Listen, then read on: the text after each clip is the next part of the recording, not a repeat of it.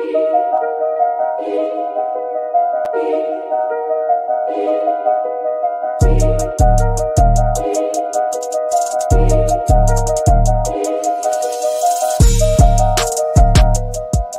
to the Smash Masters podcast, hosted by Stefan Eschi and Nick Priest. This is where we dig into the auto body collision repair field and talk quality repair methods and how the industry is always changing. Buckle up, it gon' get bumpy. Hey, that intro every time, man. Wasn't I on the other side? You was on the other side. Yeah, what'd you do? You swapped some stuff around. Hold on. There we go. There you go. That's better. Okay. All right. Well, right. Already got comments coming in. What's going on? We got comments coming in? Yeah, comments coming in already. From our guest, Carlos. There's Aiden. What's going on, guys? How you doing? Dragos. How's everybody doing? Nice to see everybody. Thanks for coming in. Yep. Yeah. So I mean, what is going on? I can't stop thinking about the Anson Open House. Yeah, we're going to the Anson Open House. That's going to be really exciting. Yeah. What do we got? What do we got up here? There we go. So it's May 4th, Burleson, Texas. I will be flying in that day. What's up, Nick? Yeah. That's going to be one heck of a show. Yeah, so you're going the 4th, so you'll be there. I'm going to be traveling down the 1st. I'll get there the nighttime of that, so I'll be set up for the AAI Institute training. Ooh. So what's going on? Speaking of, hey, there he is.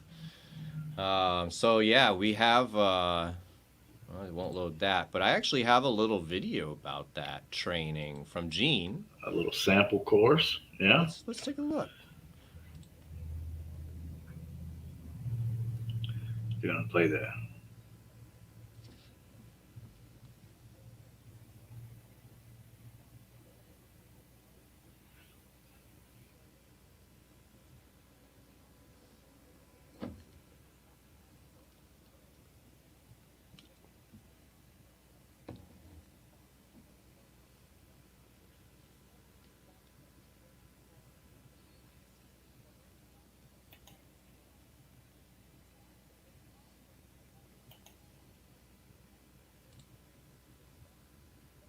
Oh, you can't hear Gene. No. All right. I'm sorry about that. I can hear him, so you can hear him? I apologize for that. No, I appreciate the heads up there, Jason. Sorry for the boredom there, everybody. HD Media, hey, what's up? We can't hear. Yeah, we just realized that. But anyway, he's going over the different systems. He's going to go over the Kiko system. He's got Cam the Auto system. Yeah, Cam a bunch Auto. of stuff from Anson and Anson's Collision. diving into the collision world, so there's going to be a bunch of stuff to talk about there with that. So Right. Yeah. So I mean, you can't miss it. I mean, if you get the opportunity to go down there, just go do it. Yeah, if you guys are close, man, just come on, stop on by, for sure. Okay, so I mean, the Anson Open House, speaking of, is on Star Wars Day. So, yeah, Star Wars. May the 4th be with you. Are you gonna cosplay, Nick? No. What? No. What? No. I'm just gonna hang out. I don't know about everybody else, but I can imagine Nick in a Han Solo costume. I mean, if I had one, I would probably put it on. That'd be kind of cool. That would be the one. I'd definitely go Chewbacca, so everybody knows who I am. So he says if you can make it, there's a couple of seats left. So, yeah. That's gotta hop on that. Yeah. Are you planning a class at MTE? Josh wants to know. HD Media wants to know, where are you located, Nick? I am located in North Mississippi. All right. So I mean, you've been doing some PDR work over there in North Mississippi. Yeah, quite a bit. You just Quite a shared bit. a video today. I want to share that if you All don't right. mind. Yeah, go ahead. Go ahead. What's up, guys? I got another little dent smash for you.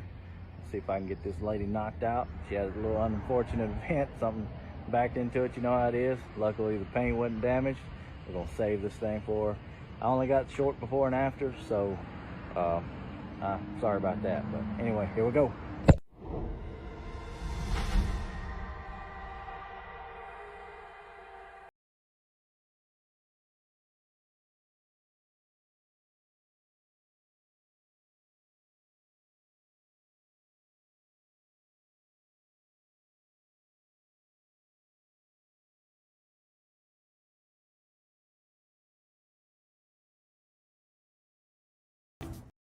That's some nice work there, Nick.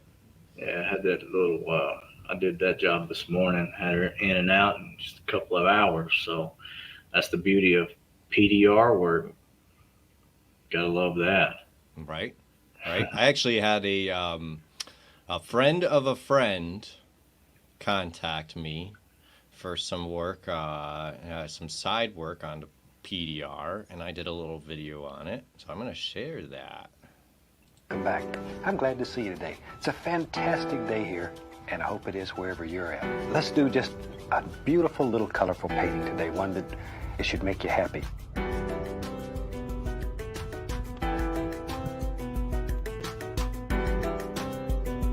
Let's get started.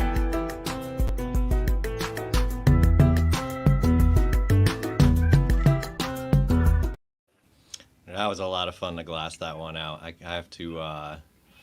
have to say the owner was really happy with that. Oh, I bet he was. That turned out great. Thank you, thank you. Let's start right there before we bring in our guest. I mean, that's a question. Carlos is asking how he charged for PDR. Well, how do you charge for PDR? I use Mobile Tech RX and put in all the factors, and usually comes out pretty close to. Thanks, Gene. Yeah, thanks, Gene. Mobile Tech RX is what you want to use, or I mean, there's other software platforms, I guess, but that's the one I use. Which one do you use? Mobile Tech RX. I have used DentMate, and it's great. So I can't speak ill of either of them. Kind of just trying out both. Yeah. But I'm on Mobile Tech RX at the moment. Yeah, that's what I'm using.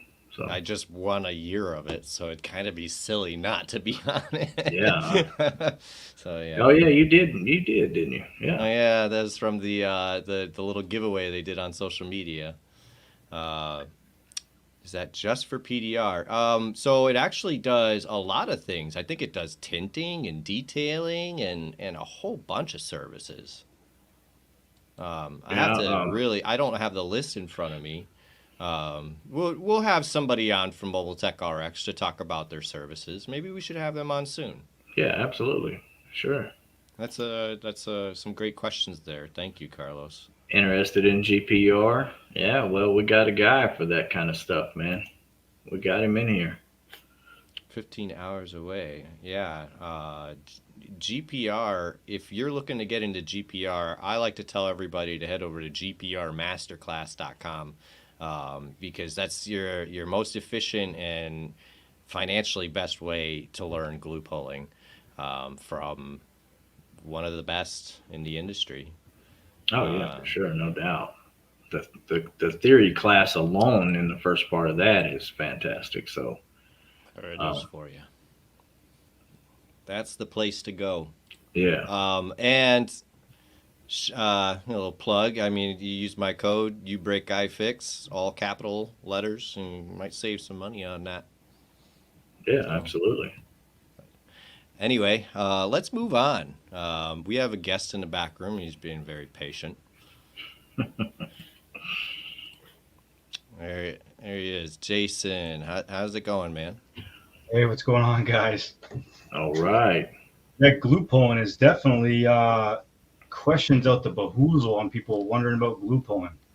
But it's been around for so long, it's just popping all off right now for some reason. Well, it Yeah. sticks now. You can get it to stick now. Yeah.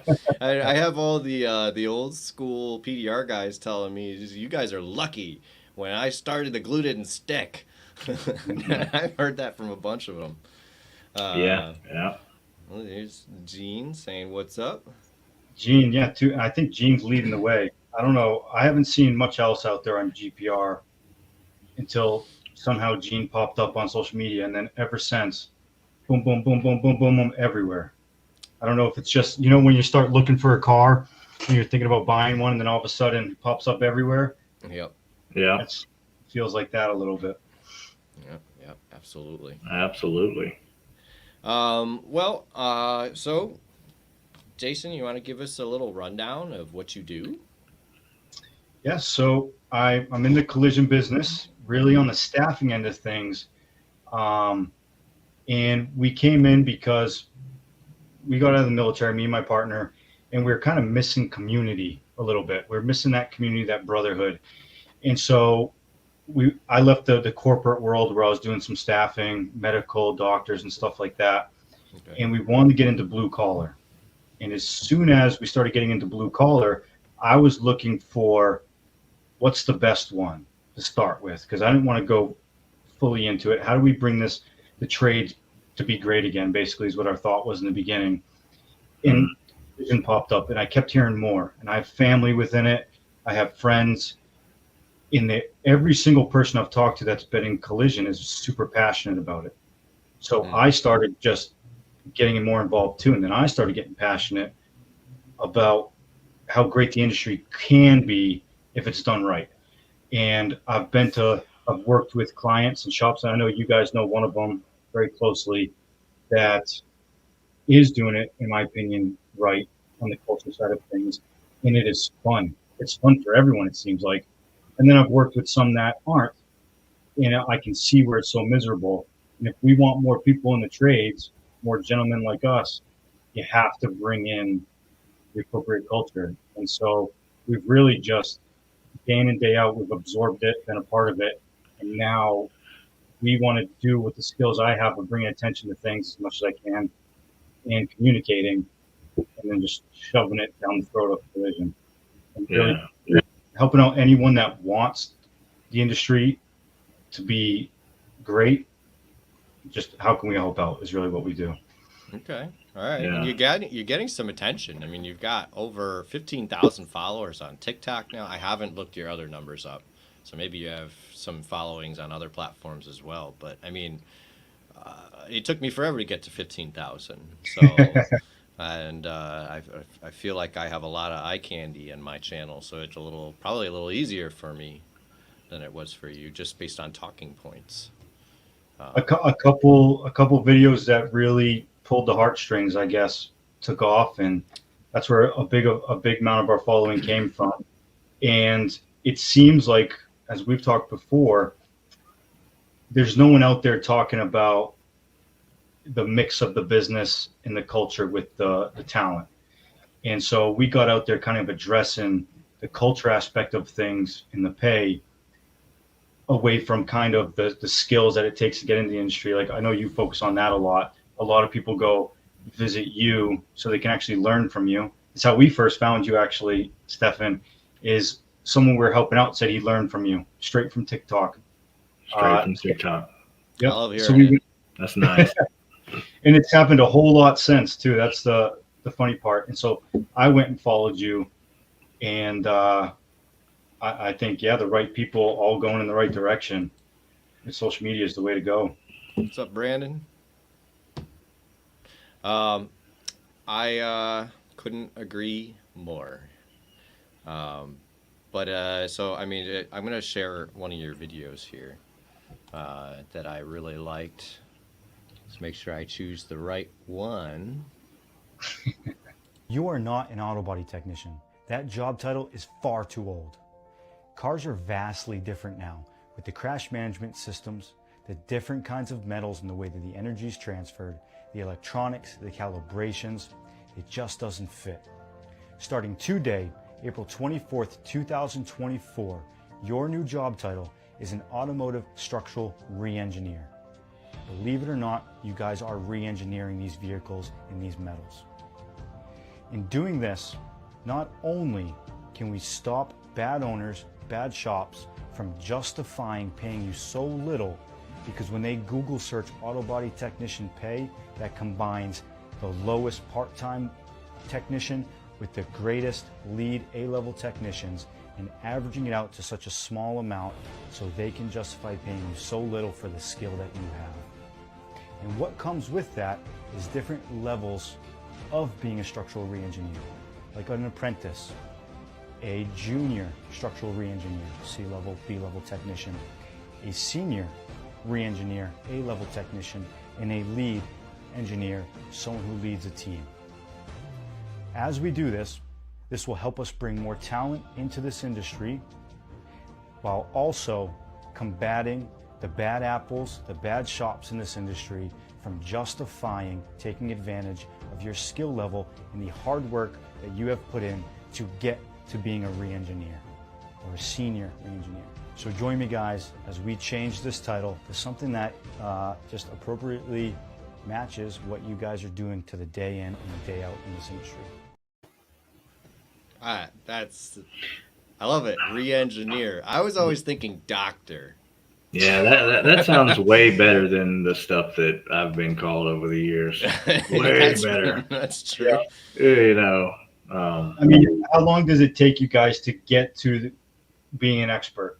Like, Stefan, I know we talked before, would you say 10 to 12 years? I want to hear what he says. I would say so.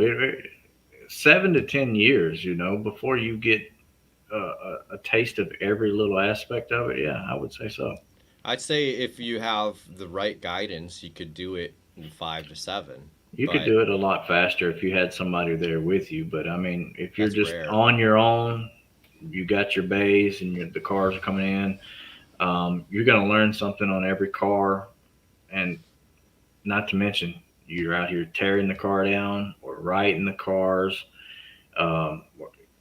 10,000 hours, James. That's right here. I mean, it's ridiculous. It's ridiculous on things.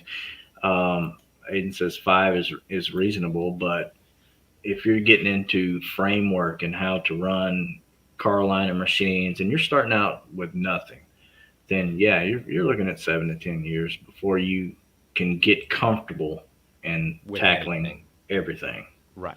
Yeah. Right. And I'd say so. that is doctor level type experience.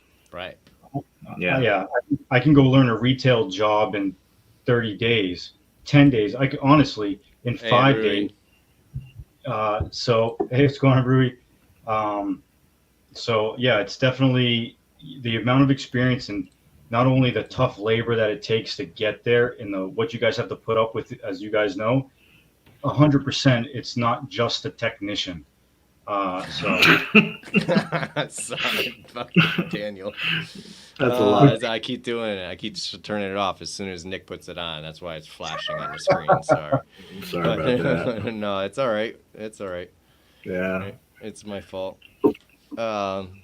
Yeah. Man, if you those first few years, it just say you come out of there with green, never worked on a car, you've never done anything, and oh my God, man, people can do some crazy stuff. So just getting the R&I parts down can take a little while, and then you slowly start adding in body work, and you never really want the brand new guy to do hang-ups or anything like that. But you can always start them in bumper repairs, minor body work, tear downs, and get them acquainted with that type of stuff. And even that, depending on what kind of range of vehicles you're working on, that can take a while in itself. And like he said, 3 to 5 willing to learn. You really have to every day keep it going. Yo, Rodriguez. Hey. One of my So first followers right there. yeah, same here. So yeah, if you're tearing down vehicles, just say you're tearing down a Chevrolet truck and you get the front doors memorized and you get the hood and front cap and fenders on those. Well, then somebody throws you a Ford to tear down. Well, it's totally different. So, you have to put structures and operations in place and learn how to keep up with your bolts and all this crap. And Then throw in aftermarket parts all on top of that, things that don't fit, and you have to make them fit. yeah, yeah, hardest part lining up. Well, yeah, lining up is a whole different animal if something's hit kind of hard. Yep. Knowing when to pre-pull, when not to pre-pull, it's crazy. There's so much knowledge, and it's all based on experience. Yeah, It really is. You don't know unless you've done it, and usually done it wrong, and then had to dig yourself out of a situation. And next time you go, oh, I'm not doing that again. So, I mean, that's what it comes down to, especially when you don't have the guidance. yeah, So yeah. I was told one time this stuff is not problems; it's just solutions. What's the solution for it? So I like it. It's a good mindset. yeah, you can look at it as a negative or a positive. You gotta um, Yeah, you have you to. always gotta keep it as a solution instead of a problem. So And if that's Poor part Nick. a little crazy about the industry is, you go anywhere else that has a market value of what the collision industry across the country has or the globe has, and there is textbook training programs from start to finish of getting to that level. But you come here and there's training programs to get started, almost not even to get going, to just get started, Yeah. and then little bits here and there to help you learn one piece of equipment or one type of job.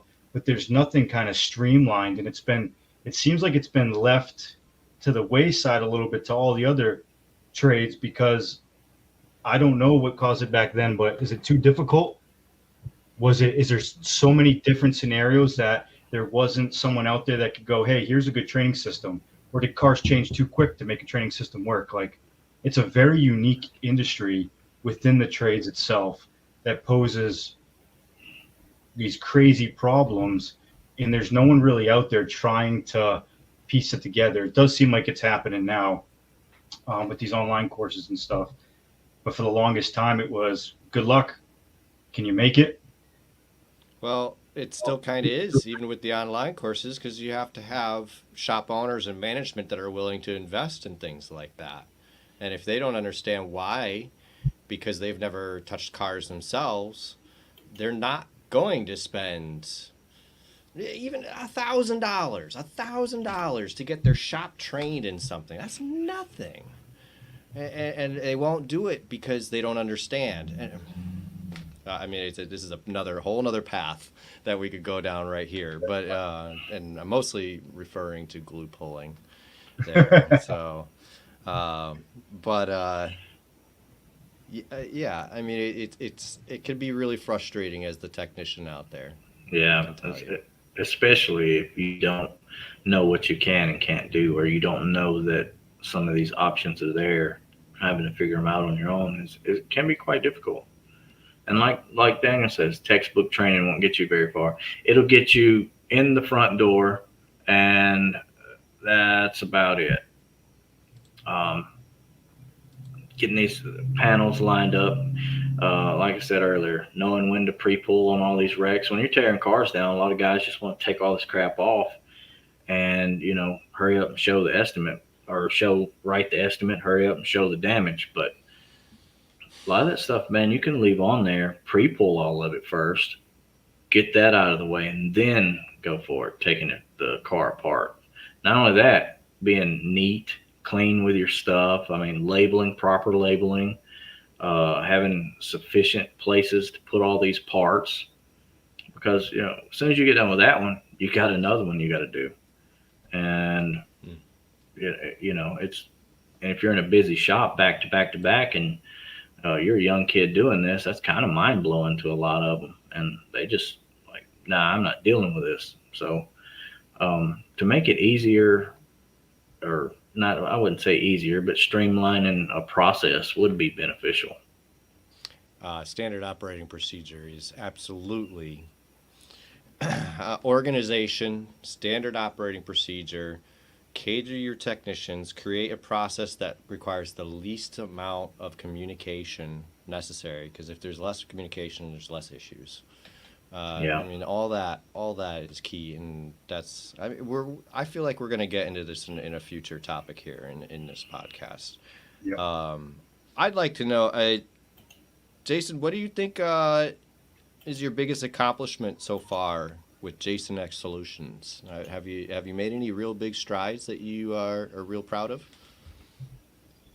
I would say, so we've been operating for about 8 months now, and out of the 8 months, we've probably helped about 126 people get hired. Wow. Somewhere of that 126, there's probably been 3 that haven't stayed where they're at. So Wow. That's so pretty far, good. yeah, so far, I mean, one's been fired, but I saw a video. There's reason. I think it's appropriate. I don't think it was the shop's fault. I got him to a bad place, but so far it seems like we're doing a pretty good job at vetting the right locations and helping people out. Because our whole goal when starting this was, you know how you hear people, you got to get rid of the bad apple from your shop because it's going to cause a bad cancer for everyone. We were seeing it as, if we can remove the bad shops within the industry, the bad apples of the industry, well, then the only ones that are going to be able to grow, since there are a shortage, are the good ones, which is a good culture to have. So the bad ones with the bad culture, the not keeping up with equipment, not reinvesting, just buying their new vehicles every year, and not writing that tax write-off instead of training or equipment, they'll go extinct because of the shortage. And as long as we can help the right shops get the right people, or get the right people in the right shops, basically, then the bad ones will go away. And what's left is just the ones who have the culture, the ones that have training programs. Like one of our first pitches that we had with the shop was like, hey, we'll work with you at this set price as long as once we get you fully staffed and profitable, then you have to work with us to do a training program. It hasn't worked as well since, but it did work a couple times in the beginning. There's a lot of pushback with that, and then a slowdown happens a little bit, and there's more pushback. So it's like, all right, that plan isn't coming to fruition as well, but we're still going to push that in other ways of training, just by information, really. Mm-hmm. Okay. No, that's really good. I mean, that's a pretty good track record. So it's I like what you're doing. Trying to connect good techs with good shops. I mean, it's I'm sure that's not easy. Well, there's a trick we've learned. I probably shouldn't announce it, but I'm going to anyway. So if someone's looking for really good culture, and of course the pay is not as big as an issue for them, to where they're looking at exact top dollar, I'll talk to the manager and I'll say a bunch of production questions, his sales numbers, records that he's broken. He'll answer them like this, or she'll answer them like that. And then I'll ask a simple personnel question, like what's your longest tenure, or what's one of your tech's favorite jobs or least favorite jobs to repair. And if they can't answer it, they're too slow, instantly you kind of know you have 5 technicians underneath you, 10 technicians underneath you, and you don't know much about them, but you know all your sales questions like this, your culture must be a little more towards breaking records than people. I hear you. That's a good test. I like that. That is a really nice test. I like that idea as well. Yeah.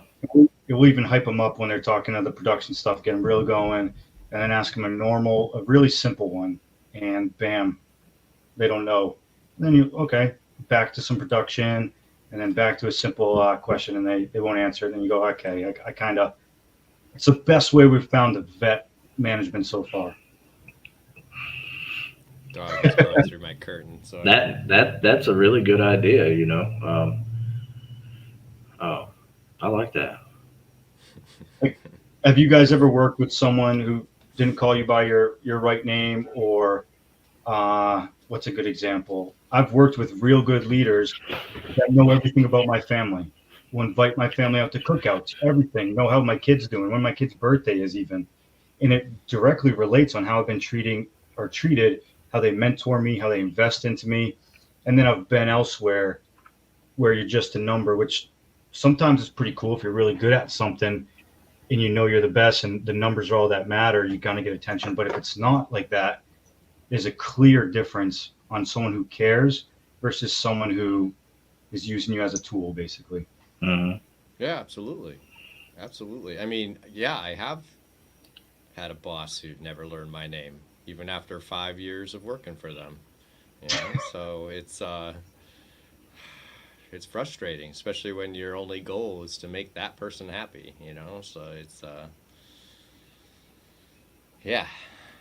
Yeah, I don't think I've had a job or worked in a shop where they didn't know my name. I've been in a few where they uh, used other forms, but you know, that's because I've pissed a lot of people off. But and you gotta at the end of the day, man. If you feel like it's legit and you feel like it's correct, man, you can't just bow down. You gotta, and it's all about making stuff better. It really is. If you're writing better estimates or you want to write better estimates, well, that doesn't benefit just the shop or just you. It benefits the whole. And yeah, if you want to get a PDR light and write these shops or write these estimates and make sure you're getting good proper time, what is the harm in that? But there's a lot of pushback in that kind of stuff. Aiden says he's having to write a better estimate than his estimator. I mean, Aiden, we as the technicians are the professionals. We are the educated ones. We are the ones that are catching the things that the estimators and the adjusters miss. So that's our job. I mean, you're going to have to do that your entire career. So it can get annoying, and especially, you know, you're working with certain writers every day, and you go, well, every time we do a quarter, you know, this roof molding has to come off, you know, on every one. And then the next quarter they don't write it, and the next one they don't write it, and the next one they don't write it. That could get, you know, it's like, dude, write that freaking R&I, you know. But I mean, that's really you have to realize that's my job, is to catch that stuff, you know. Yeah, so you just got to deal with it. I've worked at both Caliber and Crash Champions, and just like technicians that come in that are new, there are also service writers that come in that are new as well. So when you have a bunch of people that are brand new and trying to learn, it can be a mess. But that's managers and whoever's running your shop should not let it get to that point to where you just got a bunch of new people doing whatever they feel is necessary. So that doesn't really fall on the service writer or tech at that point. Yeah.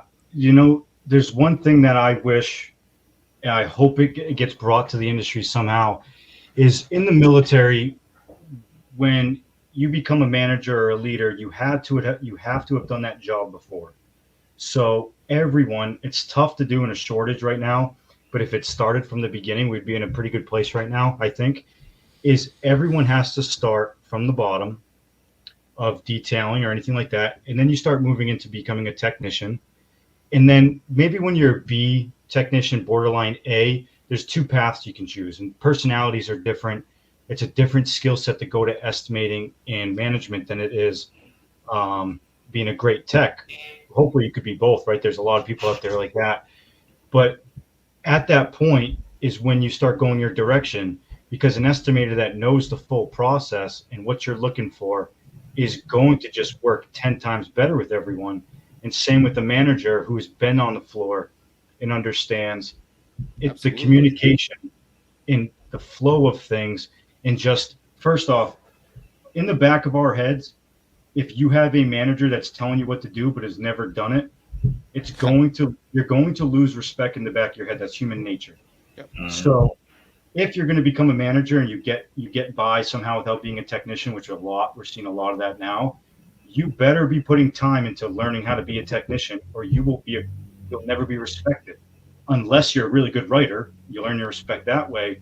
But if you aren't either one of those, and it's hard to be a good writer if you were never a tech before, and what if you don't have technicians that can clearly communicate with you with the time and can sit down and do the writing for you? You have to flow that, I think, perfectly in order to create a ever moving industry where there won't be a shortage, or you're just going to keep creating that gap. Yep, you're absolutely right. It's how do you lead people? Yeah, you hit the nail on the head. I'm going to leave it alone. How do you guys feel about working at a dealership? I've only worked at one dealership. That was actually my first production shop. And, honestly, I didn't mind it. You get really good with that make and model. And then you just doing all the used cars kind of sucks. So it's just a bunch of bumper hood. You take 2 bumpers off and you sand the bumpers on the hood on hundreds of cars. And that can get mind numbing. But a lot of dealership body shops are into making money and not doing the used cars. They'll sublet out that stuff to Dent Wizard or somebody, so a lot of dealership body shops, you're not going to do a lot of used cars. You're going to do insurance jobs. Yeah, I feel like or dealership body shops or any type of auto anything. If you're at a dealership, they all have their good and bad, just like any other place. So a lot of them's locally owned, operated. So you're looking at small mom and pop stores. Even if there are a lot of chain stores, they're still small. And I don't know. It just really depends on which one you go to. I've been to one that was really good, and I've been to one that was terrible. That's a good answer. Yeah. That's a good answer. That's what I've heard too. I've heard both sides. I've heard real great stories, like real great stories, and then real bad stories. The in-between I haven't found much of. I've heard the 2 sides, and I do see dealerships playing a role in the future pretty strong. And I've talked to you guys a little bit about it. I'm not confident in it becoming reality yet, but dealerships could be a pretty strong player in the industry, I think, moving forward. I've mostly worked in smaller shops as well, Russ, and I tend to be attracted to that more. I'm a bit weird where I do believe that the dealerships and the big chain shops, the MSOs, might be a little bit attractive to me because of what I was saying earlier about standard operating procedure. And honestly, I care about workers' rights, and a corporate structure is more apt to follow the rules to protect their employees than a little mom and pop. I've worked in 5 shops, and I think 2 of them actually had the MSDS sheets out and available for the technicians. And it was because they felt like they had to legally, and great, whatever gets me safer, great, but it was because they were bigger and they were more following rules, and I appreciated that. Now, it was also the place that, you could never be late, you could never leave early, it was like that. So you gotta deal with the bad with the good. So it has plus and minuses for sure. Yeah, that's a good question. You're welcome, Russ. I also, Carlos brings up another issue. I mean, not only do body techs deserve more pay, but maybe our managers and estimators deserve more pay. Maybe that's a big root of the problem why techs aren't moving into management. Because honestly, I have to tell you, management, give me any car, any smashed car, no problem. Give me an unruly employee that I'm supposed to manage? No, thank you. That sounds pretty crappy. You have to pay me quite a lot to do that. Yeah. And plus, I heard that a lot of these chain stores are paying estimators pretty well. I don't know. I've never been an estimator, but I've heard they do pretty well for themselves. So. Okay. I can tell you guys from my end of getting a lot of jobs is a really great technician is going to make a crap ton of money, but a really great manager will as well, and estimator. It's because a really great manager is going to make things flow so well, is going to get you more hours. which is going to earn the shop more money, which hits bonus structures to where the pay isn't that different if you're a good manager. If you're a bad manager and you have one tech that just knows how to play around the chaos that's been there because he's been doing it for so long, he's going to keep earning well, but the estimator and manager is going to have a little bit of trouble because they're not improving what their normal numbers have always been to hit bonus structures, let's say. But I do see some real great paying managers out there and some real great paying estimators, but they're great at it. Just like to earn 160K a year, 140K a year as a technician, you got to be real good with your time management and skill. Yep. So. Yep. Yeah, time management is a skill that is not taught. It is, you figure it out, but it is not in the textbook. So like Daniel said earlier, it's not in the textbook. It's something you learn as you go along. And that's just part of getting better and becoming more efficient over time. So talking about the body shop side where managers and, the old school days, they had a guy out back, one guy, and he wrote a lot of the estimates, and now they swapped it to a few service writers, and they handle everything start to finish. Do you see that becoming trending, or are they going to fall back to the old ways? Because I feel like the older way was easier to manage as a tech, but I don't know. What do you think about that? Well, I see a lot of push for automated estimating coming out.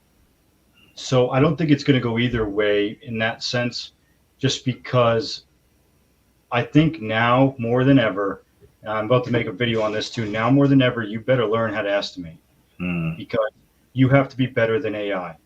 And so a company's not going to keep you if you're only earning a little bit more than what the AI system can, because how are they going to pay for that salary, that 80 to 120K a year that they're paying? You have to earn that money for the shop, know how to capture it, know how to negotiate it. So right now, the future is going to change for estimators. It's the most dangerous job by far in collision is being an estimator. So they better just start learning how to be a technician and estimate and writing really well, because the insurance is going to be pushing these systems.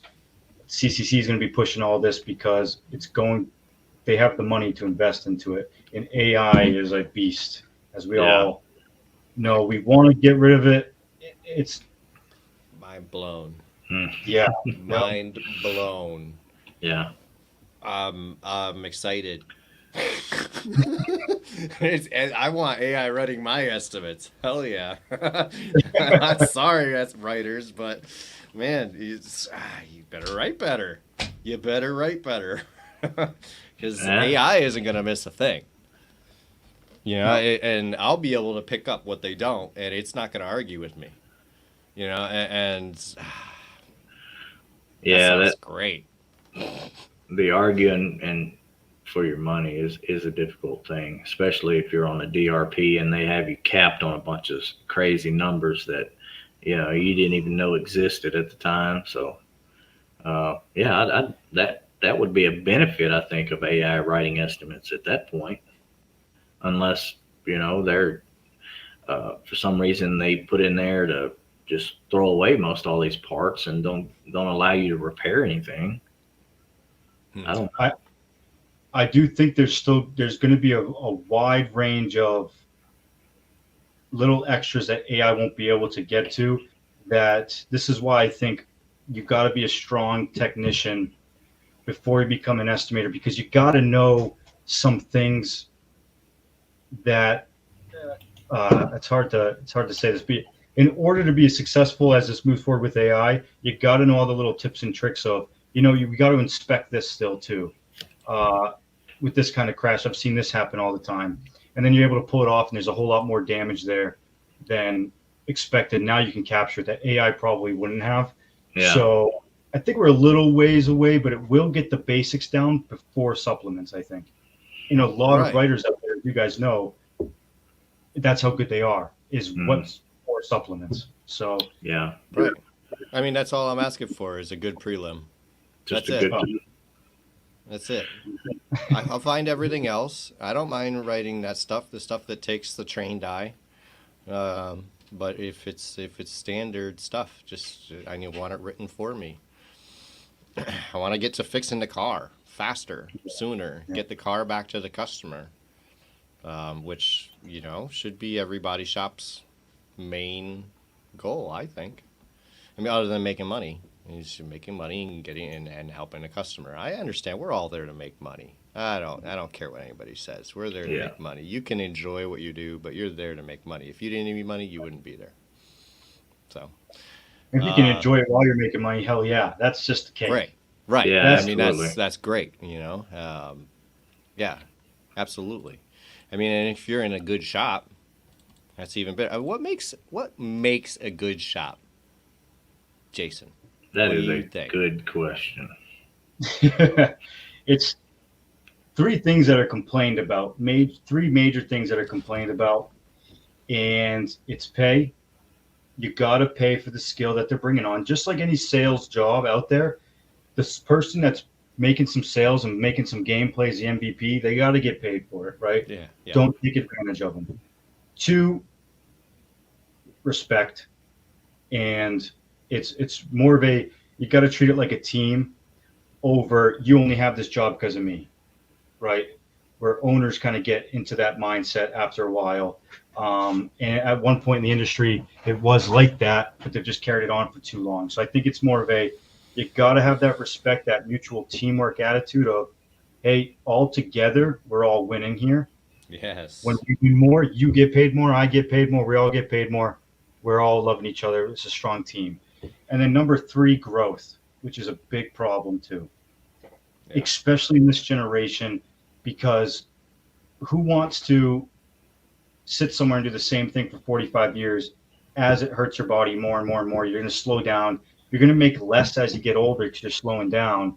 There should be an avenue for you to go that route. And you'll hear small business owners call themselves leaders or entrepreneurs and everything. But if you're a small business and you're leading, what are you leading them into? Doing the same thing over and over again for 40 years?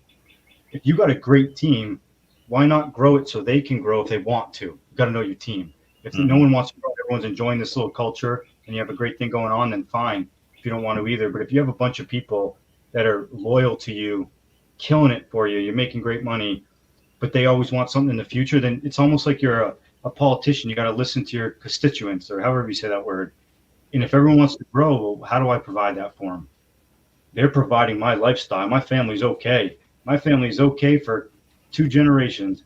So what can I do now to support the people who supported me? And if they want more, I have to go out and get more. That's my job. I'm the leader of them. Yes. Or you're just the manager. So that's the 3 things I would say is what's been missing for a while. You couldn't have answered that better, honestly. There's a lot of people out there that would just like an extra, or not an extra, but the next step. And going around from shop to shop and trying to find that without trying to, like putting this out here. This is fine for a while if you into that kind of stuff. This right here, pushing cars out at the end of the month, at the end of the day, that's just silly. It's silly, but if you're out here, if you're out here destroying it and you're doing great out here, kicking butt and your hours and stuff, that shouldn't be too much of a problem. I know how a lot of these bigger companies get when they get towards the end of the month, but as you get older and you progress, you get kind of tired of hearing this, or you, like you said, you get kind of slower. What is the next step? And I feel that's been missing. Next step. I mean, so aside from being out the door, and just getting a younger guy that can do whatever, that really don't know, that just is just looking for a little job, and they throw them in there doing bumpers and they have a disaster. Well, what is the next step for a guy? I would think it would be helping train some of the younger guys, or a trainer position, maybe. Okay. So, all right.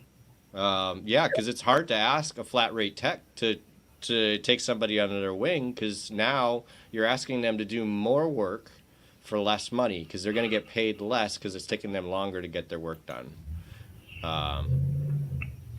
PR is the next step. I was actually going to say something like that too.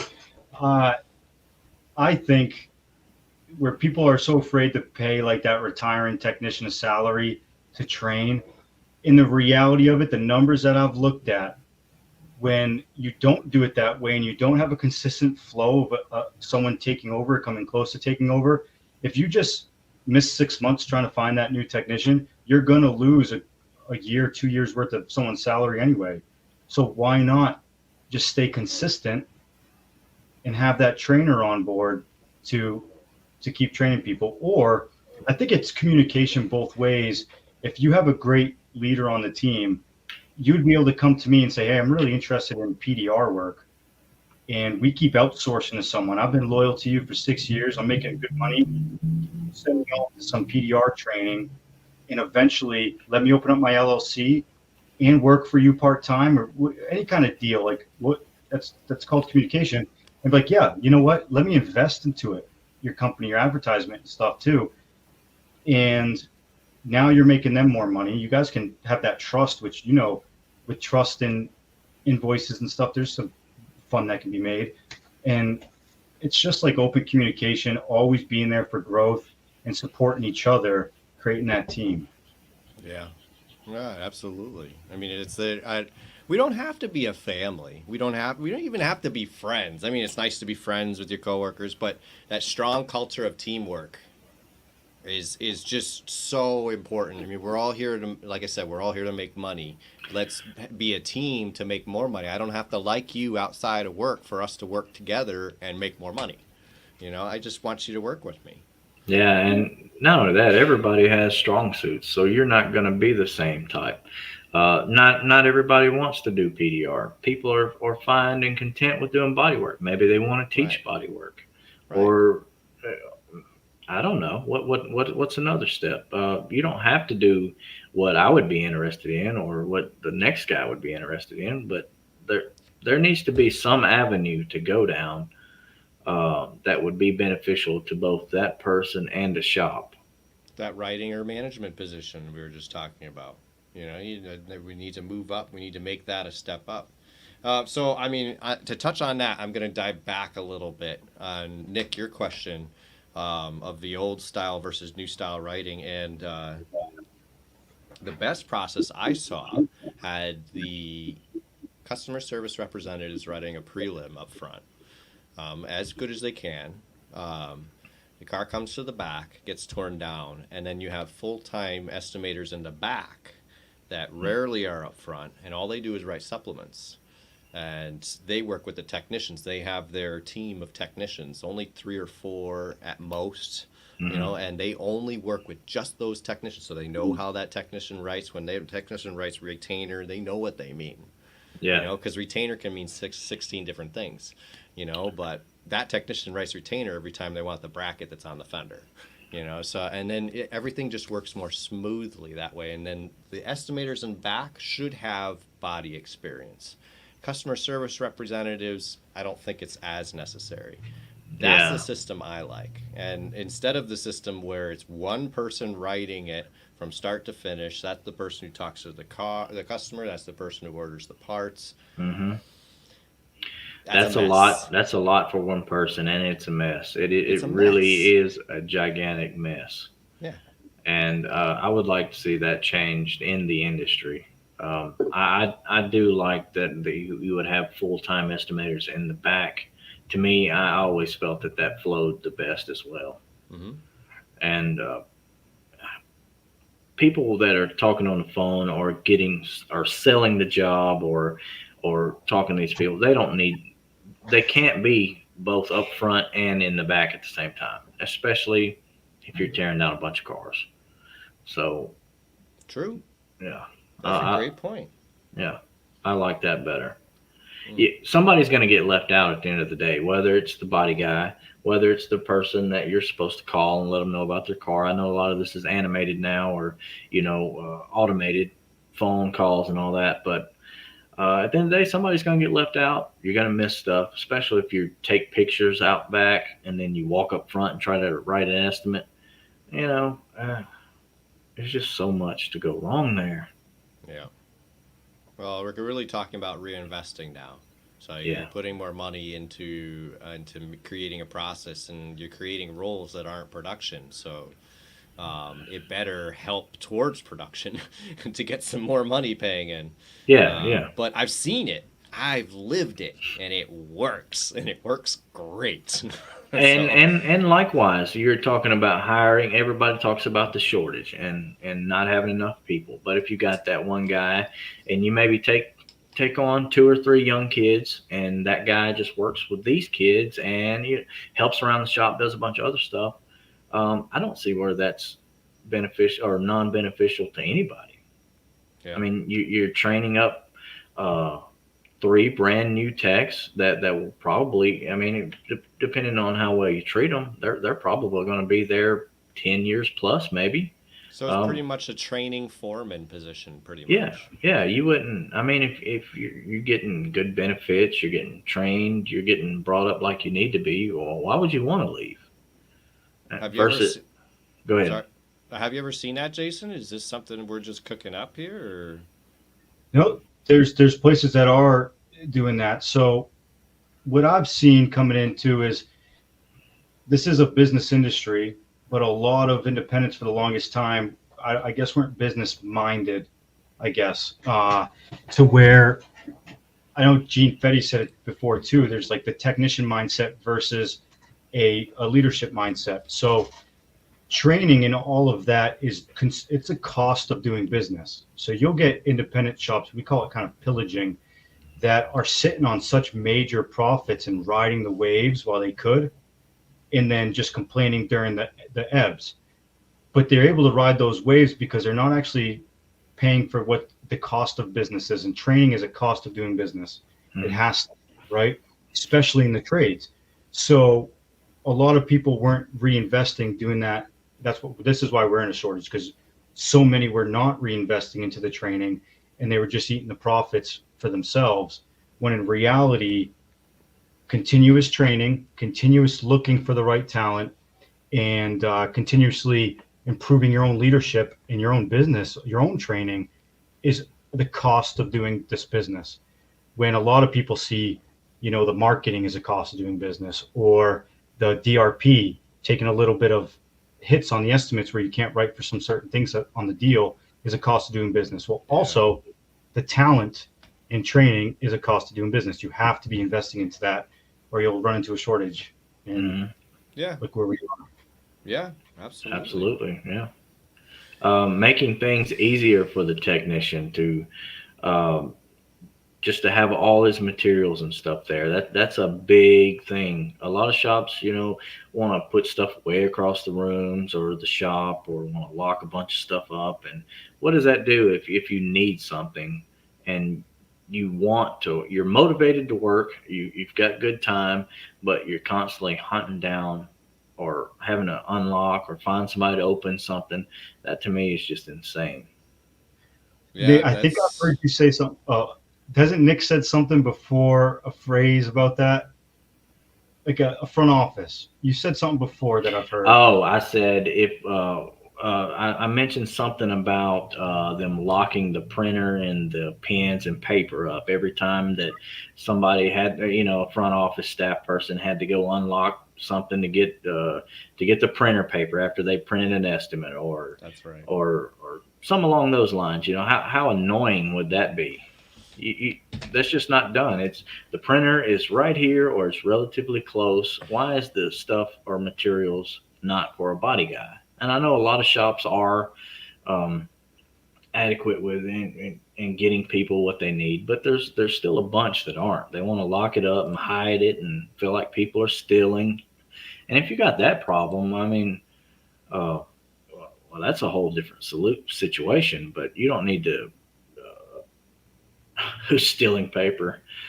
It's the rubber gloves. It's the Yeah. rubber gloves during COVID. Everyone was stealing the rubber gloves. Gotta lock them up. Yeah, but it's mainly a metaphor, not necessarily stealing paper or ink or anything like that. But if it was locked and you had to unlock it every time you wanted to use it, that would just be a nightmare. Or have to go get the person who has the keys to go get you what you need every time you need it. Yeah. Because I've lived that a lot too. Yeah, So it makes no sense to me. And then they go, oh well, it's an inventory thing. You can't count? Like, that doesn't make any sense to me. They're not marking it off as they take it out or anything like that. No, you're worried about people stealing it. Yeah, and that just goes back to service writing. I mean, if you're a good service writer, if you're good enough, you would know about what materials it would take to fix this car, and that's something that charge appropriately. That's something you should go over while you're writing estimates. I mean, that's what the estimate is for. I want to get back into culture a little bit. I want to focus more. I'm trying to be positive here. What we're talking about, there's a lot of negativity to be talked about, to be sure, but things that worked, and I want to bring up leadership training, because I have gone through probably the more intense leadership training program available, and it changed my life. And I was sent to it as a technician, not as a management role or like a leadership role, by an employer who believed that it would benefit me, and because they had been through it themselves too. And I can't tell you the amount of respect I gained just from being sent to that. And then the results of it, you're working really leadership's training about yourself, because I mean, how can you lead someone if you're not in a good state? So I can't tell you. So I mean, the place didn't have the most culture because not everybody had gone, and also even if you've gone to something like that, it still takes commitment after the fact to stick with what you've picked up from the leadership training. So if you're not surrounded by that when you get back, it can be really hard to continue on. And so I don't think the culture really went into the shop that much, but I feel like with some more investment into that, it would have, and I saw the potential. So I'd like to share to that effect that anybody, and I'm going to plug them right here. I don't care. They changed my life. Discover Leadership Training down in Texas. Changed my life. Well worth the investment. Anybody in here who's got employees or is in management, or it doesn't matter. Anybody in here would benefit from it. And if not that one, other leadership trainings, I'm sure you'll gain a lot from as well. So I feel like that's a good part of a good shop. I completely agree. I think it's necessary to change culture, and just like what it's done for you, and it's to one of those things. If let's say you're the lead technician, your manager goes through it, the owner goes through it. Well, now you guys get to come up with your own course that's it's molded to what the team is that's there, in taking what you've learned and passing it on. Like when you go to a course like Discover Leadership, which I've heard nothing but good stuff about, it's very similar to a lot of special operations things as well, it's your job to take it back. And then as a leader, just having that mindset won't change the culture. Like you were saying, Stefan, you have to have that mindset and then use what you know about everyone there and motivate them to want to follow your mindset. And the more you have in your shop that you send to a course like that, the easier it is to integrate it. But your whole job of going to Discover Leadership is, one, you got to find yourself first, like you're saying, 100%. If you're insecure, like when I first started into positions like that, I got there because I was insecure.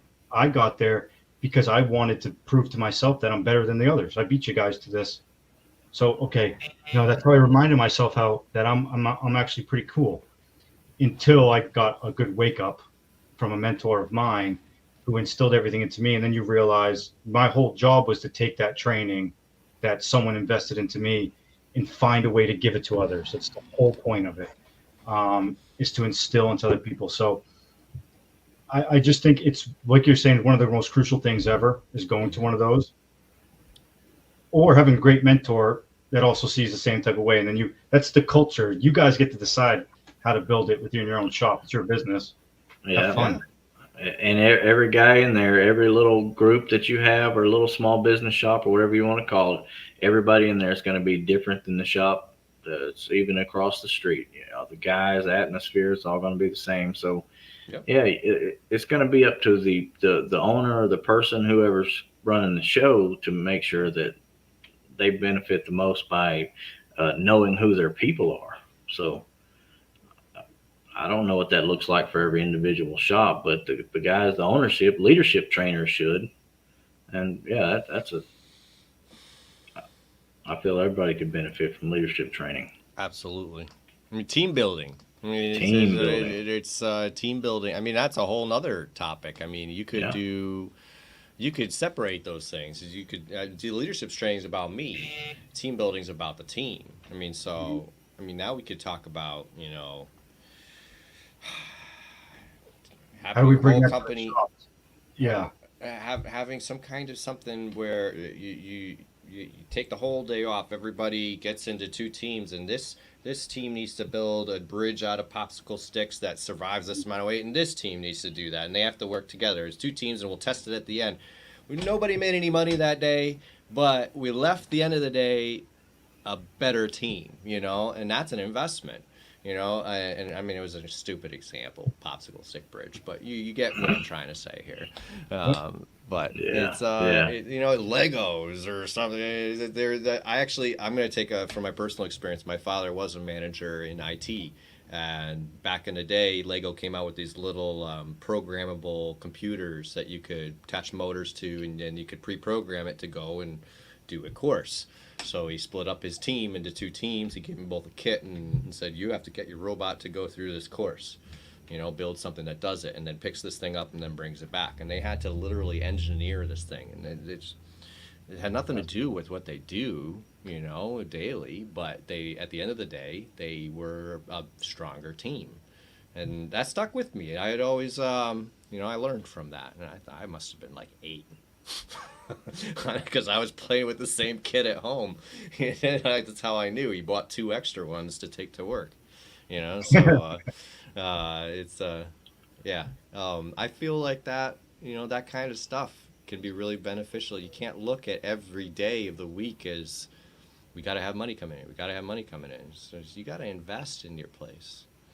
That goes back to being able to pay the guys that work for you a good wage, so they can feel like, yeah, I can take off for a little while and do this type of stuff. You don't feel like, well, if I'm not working for 1 or 2 hours, I'm going to, you know, not have a check. And this goes back to hourly versus flat rate.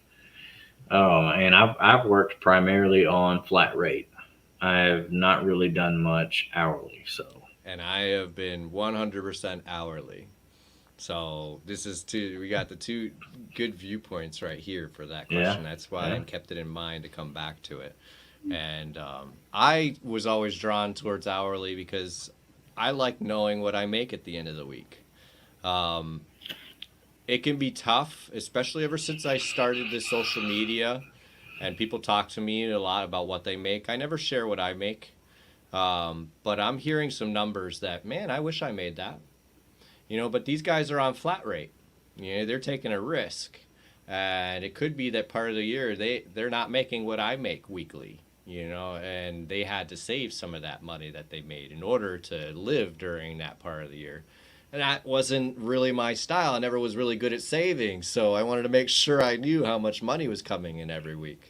And that was important to me. I also gravitated to shops that paid hourly with a bonus commission. So the more I produced, I could end up with a bonus at the end of the month.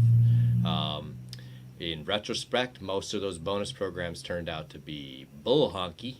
And it was really just like a carrot on a stick. You almost got it. You almost got it. Try again next month. Yeah, yeah, So don't ever go into a place. Here's my advice to everyone: don't ever go into a place thinking that that bonus commission program is going to make you tons of money. If you make bonus, it is that. It is a bonus. It is not guaranteed pay. absolutely. Ever. So if you go into that shop, make sure you're getting that guaranteed pay, especially if you're accepting an hourly pay. Make sure you're making enough every week. Then Someone clip that and put that on the internet for all the new guys coming in. Someone's got to clip that little section right there. I'll do Yeah. it. I'll do it right at Yeah. 1 hour and 10 minutes. I'll make sure to do it. Absolutely. Yeah. So let's go into this point here. He's always believed better work comes from hourly versus trying to get a job done in a time frame.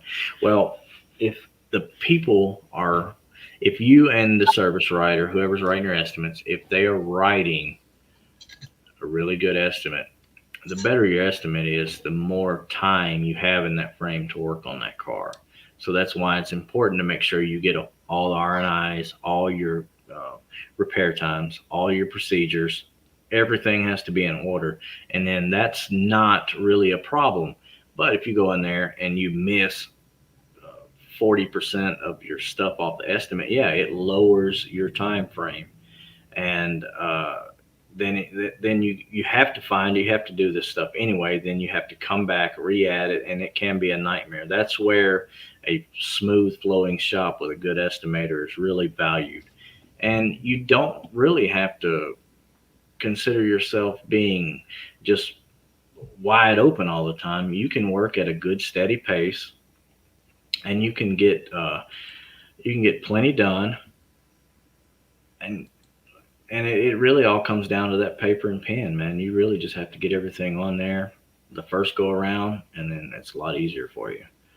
So a lot of shops have that problem, and it's really miscommunication between the writer and the tech. A lot of times, a lot of new people. Go ahead. Well, and techs, I want to believe, and actually I do believe, that 90% of people who get into this trade get in it wanting to do quality work. Oh yeah.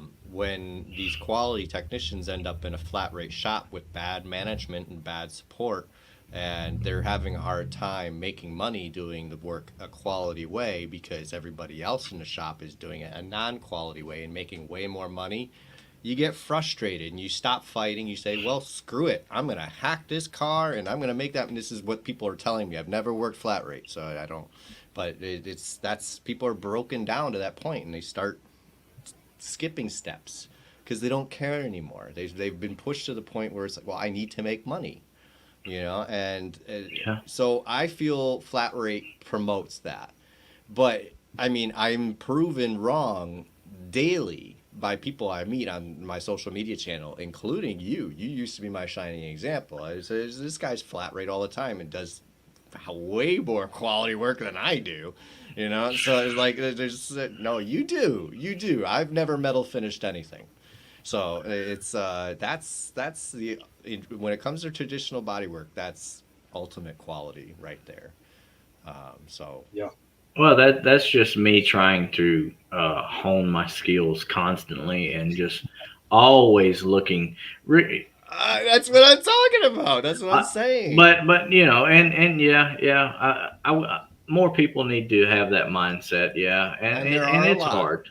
There are a lot. Yeah, there's a ton. Every day on social media. There is a ton of people out there, and you hear that that phrase. Well, they don't do body work like they used to. Nobody metal finishes anymore.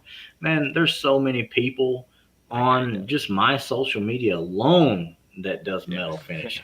So it's just all about how you prepare yourself and what you really want to do. Of course, that goes back into the leadership training part of it. Yeah, sure. So, and let's see. All right. So we talked about culture a lot. Yeah, we did.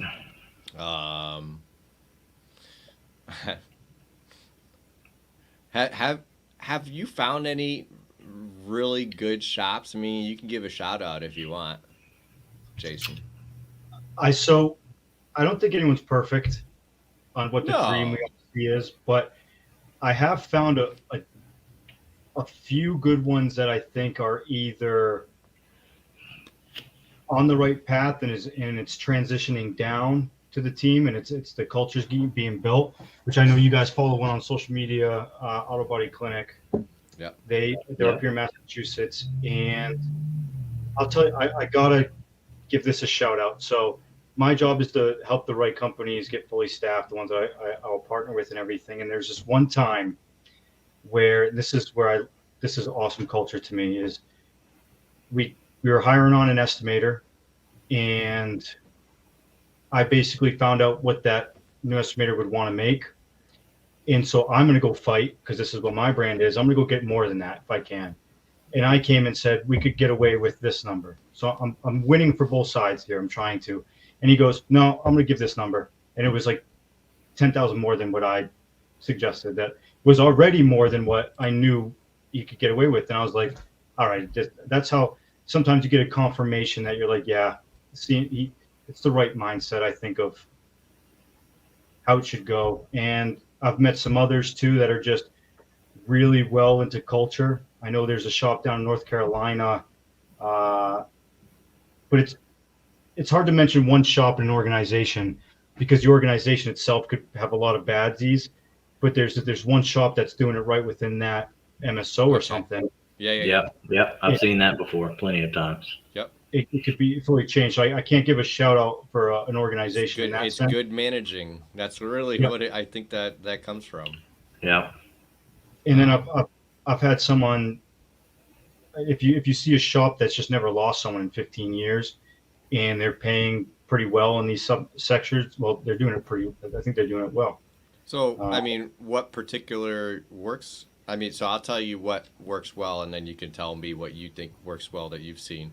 One thing that I've seen that works very well is body shop consultants. Bringing in somebody to take a look at your business and give you some pointers on some directions to go to increase flow and increase profit. Consultants are freaking huge. Yeah. You have consultants like Mike Anderson, who travels across the country meeting with the best players in the game. That's collision advice, right? Yep. Mike's collision advice. Yeah. Meeting the best players in the game, seeing the bad, and actively being a part of a transformation. So he's got hey, this is a know-how, it works. You should listen to it. I mean, you're stuck with your production, your operation, where you're at, which will take up a lot of your day. You don't have the kind of time as someone who's purposely going around learning the best ways of doing things and then coming back and helping you out. It's a no-brainer to me, is going the consultant route. Yep. And getting an outside view. Absolutely. It's like to just go and create a process without ever or maybe your body shop owner that when you were a kid, you were in the body shop or whatever, and then and the years go by and you spend time in the office, and you're just in the office, maybe write some estimates, but mostly managing. And then all of a sudden, they ask you, or you decide, I'm going to create a process in the shop right now, and then he just goes out and changes everything. It's like, but you don't know what we do out here, and you just screwed everything up. But you're the shop owners, and you sign my check, so I can't tell you that, you know. So consultants, bring in somebody who knows what they're doing, and just skip that process and go to the right way. You know, it just seems like a no-brainer to me. A consultant's seen many different ways of doing the same, skin in the cat, per se. Yeah. They know many different ways of doing it. So if an owner comes to a consultant and says, this is my goals, and this is what I like to do, this is my brand, this is what I want, well, the consultant can take that and go, well, we can't achieve exactly what you want if we stay doing these other things that you want to do, but this is how close we can get. And usually it's right there. And it's without making too much change on the team. Like, you can't make a change that quick on a team. No one in America likes change that quick. So someone has to walk you through step by step on how it works. because it's been proven, you know? Yes. Hmm. Yeah. No, that's good. There, and Mike Anderson, really, I've seen his work and I've seen what he can do for a shop, and it's impressive. I mean, the shop that I keep referencing with the standard operating procedure and everything, it's because of Mike Anderson. It's because of Oh, Mike really? Anderson and Collision Advice. Yeah. Yeah. And I'm not going to say that the guy is inexpensive. I mean, he's got knowledge that's going to make you a lot. So he knows what he's worth. And Hmm. so he makes his money, which is great. It's great. But yeah, he's great. Well, what is MSO? So we're talking about the corporate calibers and the Gerbers and the Vives, the corporate companies that come in and buy all the shops. When we Like a multi-shop operator. Yeah. yeah, that's what it's. I call them moral support observationists. They're in the background giving Yeah, moral yeah, support. yeah. Yeah. Okay, so all right. On the flip side, what's a common mistake you see shops making besides not paying enough? That's an easy answer. Yeah, I mean, it's a big common mistake. It's a huge one. It seems like I would have to say that's still the common mistake, but there's a reason why they're not paying as much. And they've been used to such a profit margin for so long that they've been able to put in their pocket, which if you take the profit margin from Collision, I've worked in many different industries, the profit margins that some independents are making compared to what the average business in America makes could be double or triple of what they're just shoving right to the pocket, right? And even with those profit margins like that, they could be reinvesting and paying employees more and getting a little bit more of a tax break. Of course, you're still gonna have to pay a little bit in taxes, but the value you get out of that is so much more. So it's what the mistake they're making is they're not looking at the big picture of supply and demand of talent that's out there.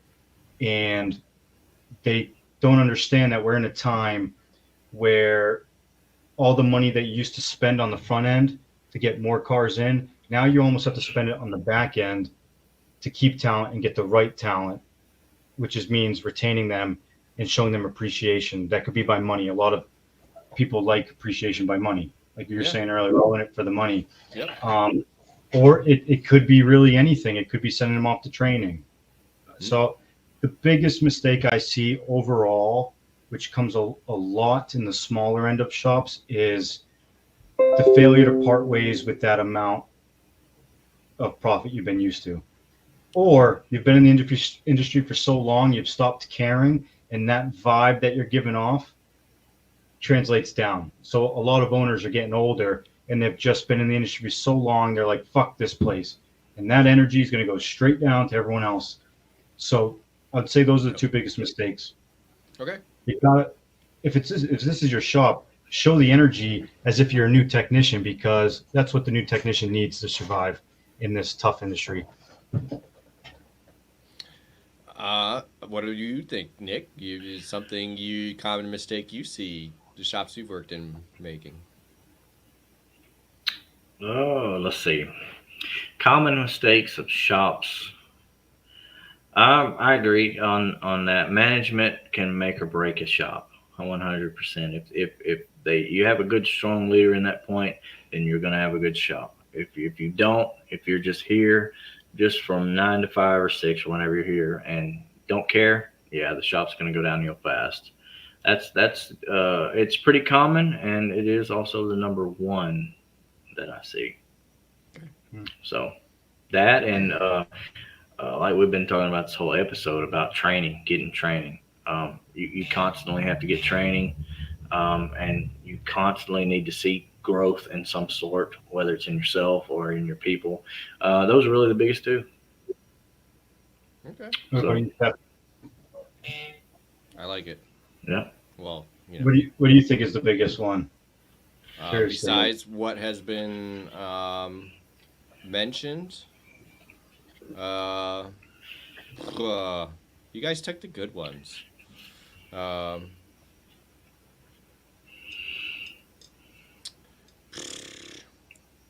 I'm gonna go with just relying on golden handcuffs.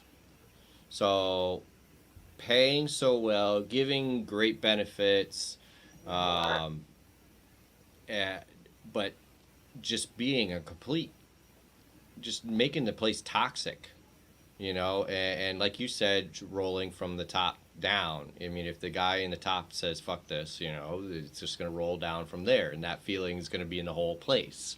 So I see places offering big pay, but not looking to get their culture better. So, I mean, they're just relying on that golden handcuffs. Yes, we make a lot. Yes, we pay well, but you're gonna hate life here, and people are gonna talk shit behind you, behind your back. There's a whole clique. There's this guy, this technician over there, and he's not the lead technician, but I'm gonna treat him like that, and I'm gonna hang out with him every night, and we're gonna talk shit about the other. He's gonna tell me all the shit, and I'm not gonna verify whether he's lying or not.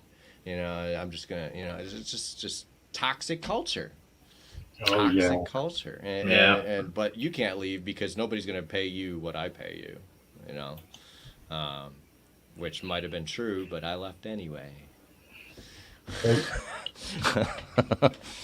So That's a really good thing you should be able to do is I think every technician, everyone in the collision industry should live off a little bit less than what you're making and put that aside or invest it. So when something like that does happen, you don't have to get stuck in that scenario, and you're able to stand up for yourself and take a step away, like what you did. I've learned the importance of having a nest egg. There's some savings built up, for sure. It's very important. You made a great video on that kind of stuff. Actually, I'm going to play it, and I think this is it. I got some unsolicited advice for you new young A-techs out there starting to hit the big bucks, the 120 to 200K a year. Do not change your lifestyle yet. I know you want to buy the new car. I know you want to get the new watch. I know you want to get the bigger house. I've been there. You want to show your friends, family, and the kids you went to high school with that thought college was the way to success on how well you've made it. But if you can be patient, hold out a bit longer, live the same way you've been living, take that extra money and either invest it into yourself, whether that be taking a week off, going to a leadership course, or taking a virtual estimating course at nighttime, or putting that into assets that generate you money over time, so eventually you can make decisions based off of the visions that you have or the values that you have, instead of making decisions based off of you needing to maintain a certain lifestyle. I also want to keep you informed on situations like what's happening in Southern California, where technicians that were getting tons of hours making the 200K a year are now being cut because there's not as much work going on. You want to set yourself up to be prepared for moments like that, so when they do happen, your job security is still good because you have other ways that money is coming in, or you have other attributes to yourself to find a salary role that can come closer to filling the lifestyle you're living. Great video. Yeah. And after that video, it slowed down everywhere. It started slowing down everywhere, we're noticing. But Oh, so it's your fault. I wish I got it up sooner, but Yeah, no, I know. I really did. It did I slow appreciate down. that, Russ. yeah, thanks, Russ. Yeah, no, that stuff's a little diluted for me because I hear that stuff quite a bit. But I really do appreciate anytime somebody says that they learn from my videos, anything like that. Yeah, I get those comments and it just puts a big smile on my face for the rest of my day, So it's It's definitely you want to keep working towards bettering your videos, bettering yourself, and showing more stuff out here. So yeah, I love helping out. Yeah, me too. It's not why I created my channel. I just wanted to show off. That's it. I just wanted to show what I could do, and then all of a sudden people are asking questions. It's like, oh, I got to put work into this. Yeah. And it's like, but then I enjoy it. Yeah, I love it. So that's great. Okay, so I want to talk about that technician pay. You had talked about how you could prove. Seeing you break, I fix. I've learned a lot of tips. Thanks, man. You were talking about technician pay and how body shop owners should be paying more to their technicians, yet they'd still be able to make a big profit for themselves. You had a big whiteboard behind you, which you don't have at the moment. But no. I mean, can you explain that a little bit? So we call it the TAC, the talent acquisition cost, right? And basically, what it is a lot of the ways that will get shops to pay more that are coming to try to get staffed, but they tell us what they're paying. And we go, well, in this area, we have a formula that is what is fair, whatever that average labor rate that's paid out is per expected hour that technician brings. So whether you're hourly or commission or flat rate, your pay is going to be very similar. Now, if you're hourly, it's going to be a little bit less because of security, right? You're giving up a little bit for that job security. Flat rate's going to be a little bit more because it is, of course, you don't have the security. But we have that formula, and if a shop reaches out to us saying, hey, can you help us out? Well, we say, this is the fair formula. We won't go vouch for you if you aren't going to pay in the fair. And they go, well, we can't pay in the fair. And there's a quote, well, if you can't pay in the fair, then you definitely can't risk losing someone, because you definitely won't be able to afford getting a new technician. Yeah. Because if let's say a technician's doing 100 hours a week, quality work, no pushbacks, and they don't want to pay $20K more a year for that technician in a supply and demand market, and they're willing to get rid of them for that. Well, that first month that you miss with that technician, you already lost 20K. The second month, you lost another 20K. All the way up, on average, it takes about 6 months to a year to find a new quality A-level technician.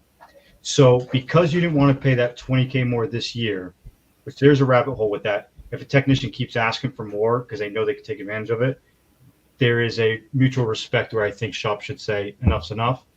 But with that, if you ain't willing to cut or pay that little bit of extra in a supply and demand, you will end up losing tons more than you would have if you came to a deal to meet that technician, basically. So laying the math out for them. Yeah, this is the cost of what it costs to find someone. Indeed ads, your missed time as a manager doing interviews, your recruitment team, you have to pay for them to do all that if you have that. So not only are you paying for your finding aspect of it, your best option might be a B technician that's borderline A tech, but you got to pay for some car liner training, and you got to send them you got to pay for some iCar maybe, right?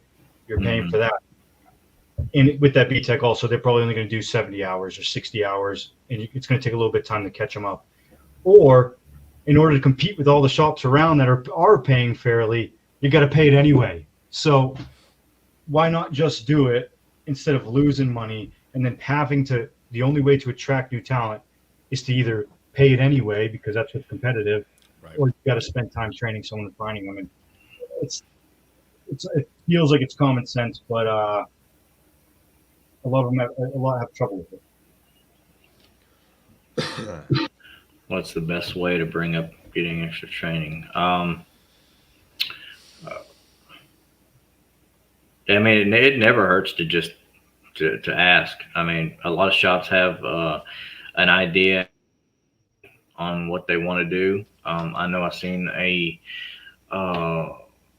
ASE certification. Does that matter? A lot of shops want to be iCar certified because of certain OEM procedures, or not procedures, OEM certifications, and they require a certain amount of iCar to be in that standpoint, whether it's iCar Gold to be on a certain DRP or whatever. But these shops have that in mind, and a lot of them don't mind, especially if you're you're on time, you're working, you're getting the reps in. They don't mind paying for it. So it doesn't hurt to ask, and it doesn't really hurt to know where your shop stands or what the 5-year goal for that shop is. Yep. I mean, I just went and I just said, hey boss, I'd love to do PDR training. If you'd like to do that, and then a little while later I said, hey, just letting you know, I still am really interested in PDR training, and he said, you know what, yeah, I'll look into that. And then the next time I said, hey, I'm really looking into this PDR training. I found this guy locally that will do it. And he goes, oh yeah, oh, how much does it cost, and then one thing led to another. It's just be the squeaky wheel that needs the grease, That's the part, communicating, being a part of your shop as a whole, all the team, yeah, all that stuff. Yeah, that if you're good with the shop, you like it, just go in there and ask. Look at this guy. He runs the MoClamp page over on Instagram. He's been very supportive. Very supportive. Does a great job of that MoClamp page too. Yeah, really does. Do they raise your hourly commission pay, or is it like a bonus? So the hourly pay, we would work just like any other hourly pay. I mean, you try and get raises. You can ask for raises.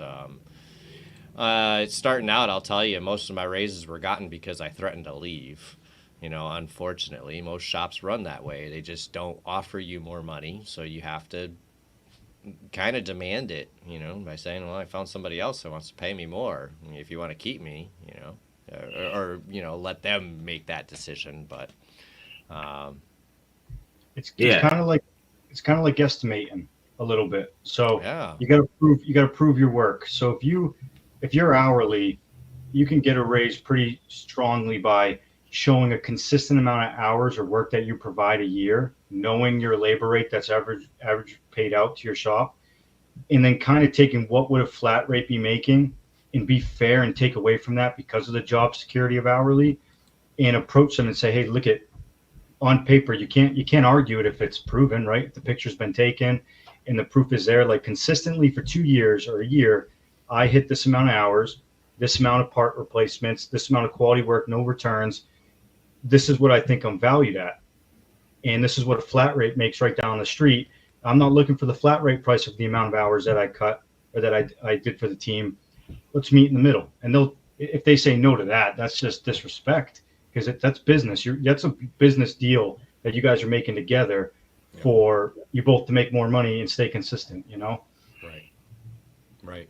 Yeah, I mean, those little interactions before you get a job can tell you a lot about that place. And so, I mean, I've made my whole decisions based on going to places or not.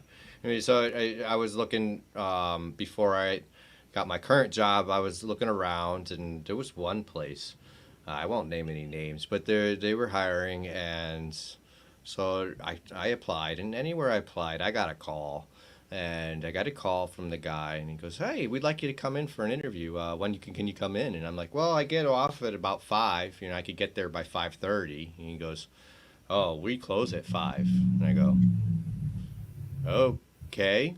Well, I work till 5. And he goes, oh, so you don't think you can get in here? I'm like, you're not willing to stay a little late to meet me? He goes, no, we close at 5. I said, all right, see ya. That was it. That's all you needed to tell me. You're not even willing to stay a little extra late, which every other shop was willing to do that. Yeah. Every single other one. I couldn't believe it. I'm like, you seriously don't want to talk to me? It's okay, bye. You will have some crazy stuff, especially when you're initially getting hired on at some of these places. So it is good to do your homework on these shops, like reputable shops or whatever you have in your area. But call this guy. Yeah, call that guy. Call Definitely. This guy. Call him. He'll find you a good shop. You can find him anywhere on here too, TikTok and everywhere, right? Yep. Yeah, see there. So I had a pretty interesting interview one time. I was I don't know if anybody knows this or not, but I used to paint for a few years. And I walked in this one shop, and they had a silver hood laid out in the paint booth, and they had the wrong color paint. And they were like, hey, see if you can blend this silver birch color and on a Maxima hood. I can't even remember the paint code of it now. It's been so many years ago, but I got in there, got it blended over. I mean, it was obvious. You could kind of make it, uh, it done okay. But he's like, "Hey man, you done a pretty good job on that blend. When can you start?" I said, "I'm not." I love it. That's it. That's the end of the story. That's it. That's the whole thing. I'm not. I'm not. Why are we doing this anyway? And that's knowing when and where and what you should be doing is also important. So get in the mindset to always better yourself. If you need to stay late at your current job to get a little bit better, then so be it. If you're only making this much and you want to get to that next step, then set goals for yourself, and achievable ones that you feel like you can accomplish. And then when you get to those, get to that next step, then maybe ask for the raise. If you feel like you need a little of this, or I don't know out of I'm just throwing stuff out there, but everybody's different. But whatever you feel like you need, set some goals, and then maybe ask for that raise if you're not confident. Get your confidence up a little bit, and a lot of times it works well. There you go. That was very well worded. That's, you gotta stay late every now and then if you gotta get your confidence. So that was good. I like that's some good advice. I agree. I mean, if you owned your own shop, you're gonna have to stay late. You're gonna have to do the things you don't want to do. You're gonna have to work Saturdays. You're gonna have to work nights anyway. So, I mean, go ahead and give those opportunities to yourself while they're available. You're only gonna better yourself. So, I like it. I like it. Yeah. I like it. You know what else is interesting? We haven't mentioned insurance companies at all. Or buying tools. No. That's not on my list here. But yeah. Well, no, we haven't mentioned that. Aren't insurance companies the problem? I'm playing the shop owner now. Caesar's got my shop owner hat on. Yeah. I could say I hate victim mentalities, and I think, like supply and demand on the technician side. Oh, you asking? Yes. Yeah. No, I'm asking you.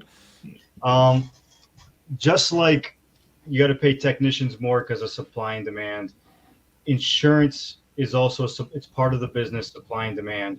The cars are so expensive to repair now that we almost want insurance to be around, because customers wouldn't be able to come into the shop and pay for this $15,000 repair usually without insurance, because who's got that in our pocket besides all you ATECs out there? Who's got that in our pocket? You know what I'm saying? So they're also a business, so they're going to try to fight for their money. And at the end of the day, this is an example I love to give. To get cars inside your shop for you guys to work on to make money, the shop's either going to be paying for marketing in general with Google Ads. They're going to be putting money towards that to get people to come in, or they're going to take a little bit of a hit on the estimates to where they're not getting money off of materials or some of the repairs. But at the end of the day, the shop, if it's a good shop, don't get that wrong. This isn't all shops. Most don't know how to play this correctly. Yeah. But if it's a good shop, they're going to be spending the same anyway, unless it's been around for 50 years, 60 years, because people only get into accidents once every 5 years. So in order to get repeat customers at a efficient enough level to keep everyone busy, for every technician to keep making money, especially on flat rate, they have to be around forever, or you got to make some partnerships somewhere. Either you're paying on the marketing to where you're losing it, or you're just not making it and you're losing a little bit on the other side. Now, with that, a lot of people don't know how to fight for the shops and to make what they should be making to make this equal. Yes. Right? Okay, yeah.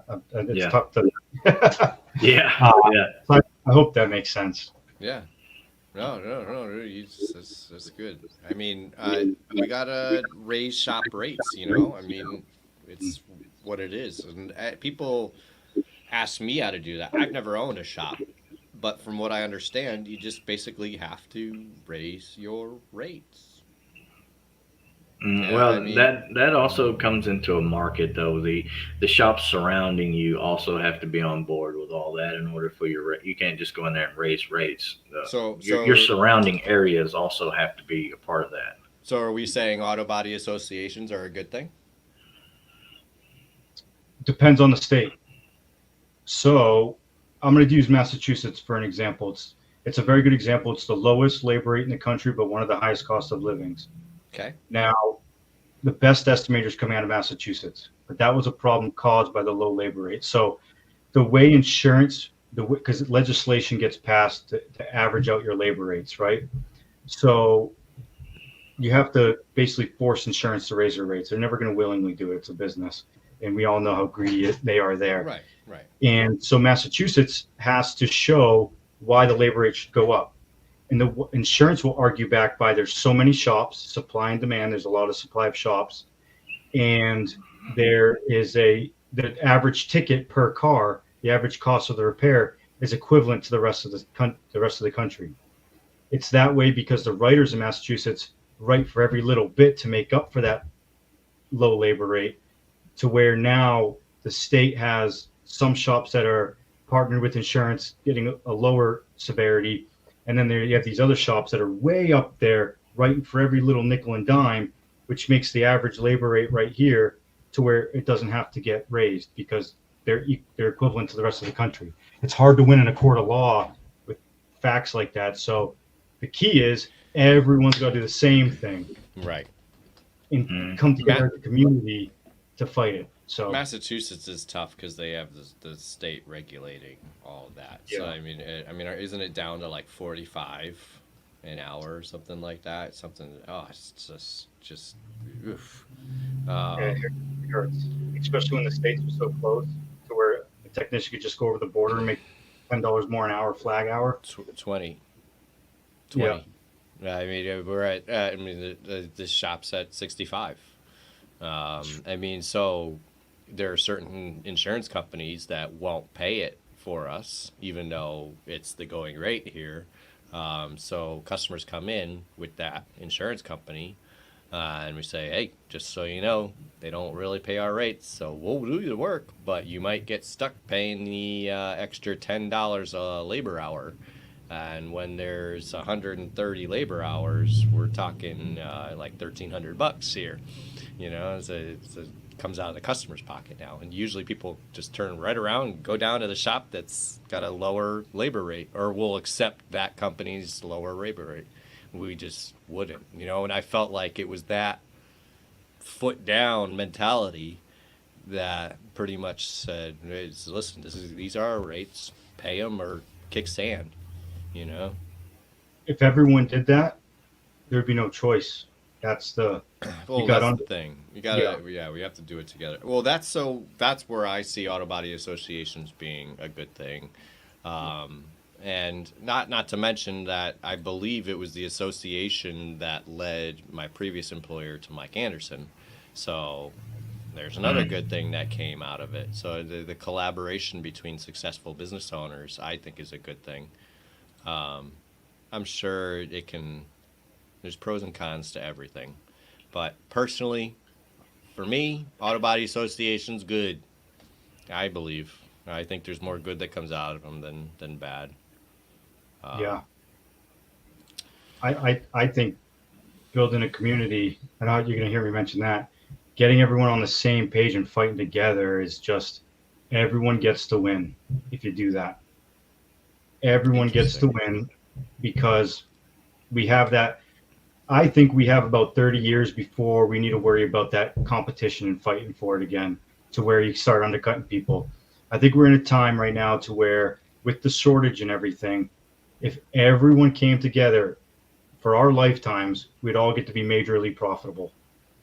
And we could let our kids worry about the new problems, because they should have their own new problems. But if everyone came together, they have no choice at that point.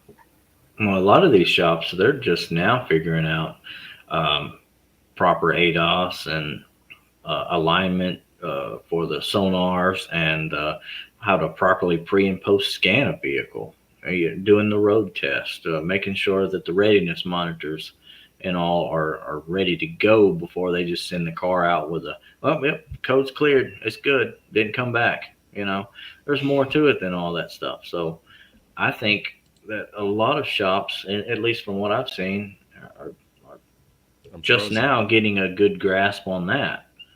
Yeah. So to be out here undercutting, yeah, that's definitely a ways away for sure. So, yeah. Oh. Uh-oh. Can you hear me? Yeah. I'm frozen. Yes. You are frozen. It's a good look, though. Not bad. Thank you. Continue talking. I'll be right back. Okay. Yeah. So, yeah, with that in mind,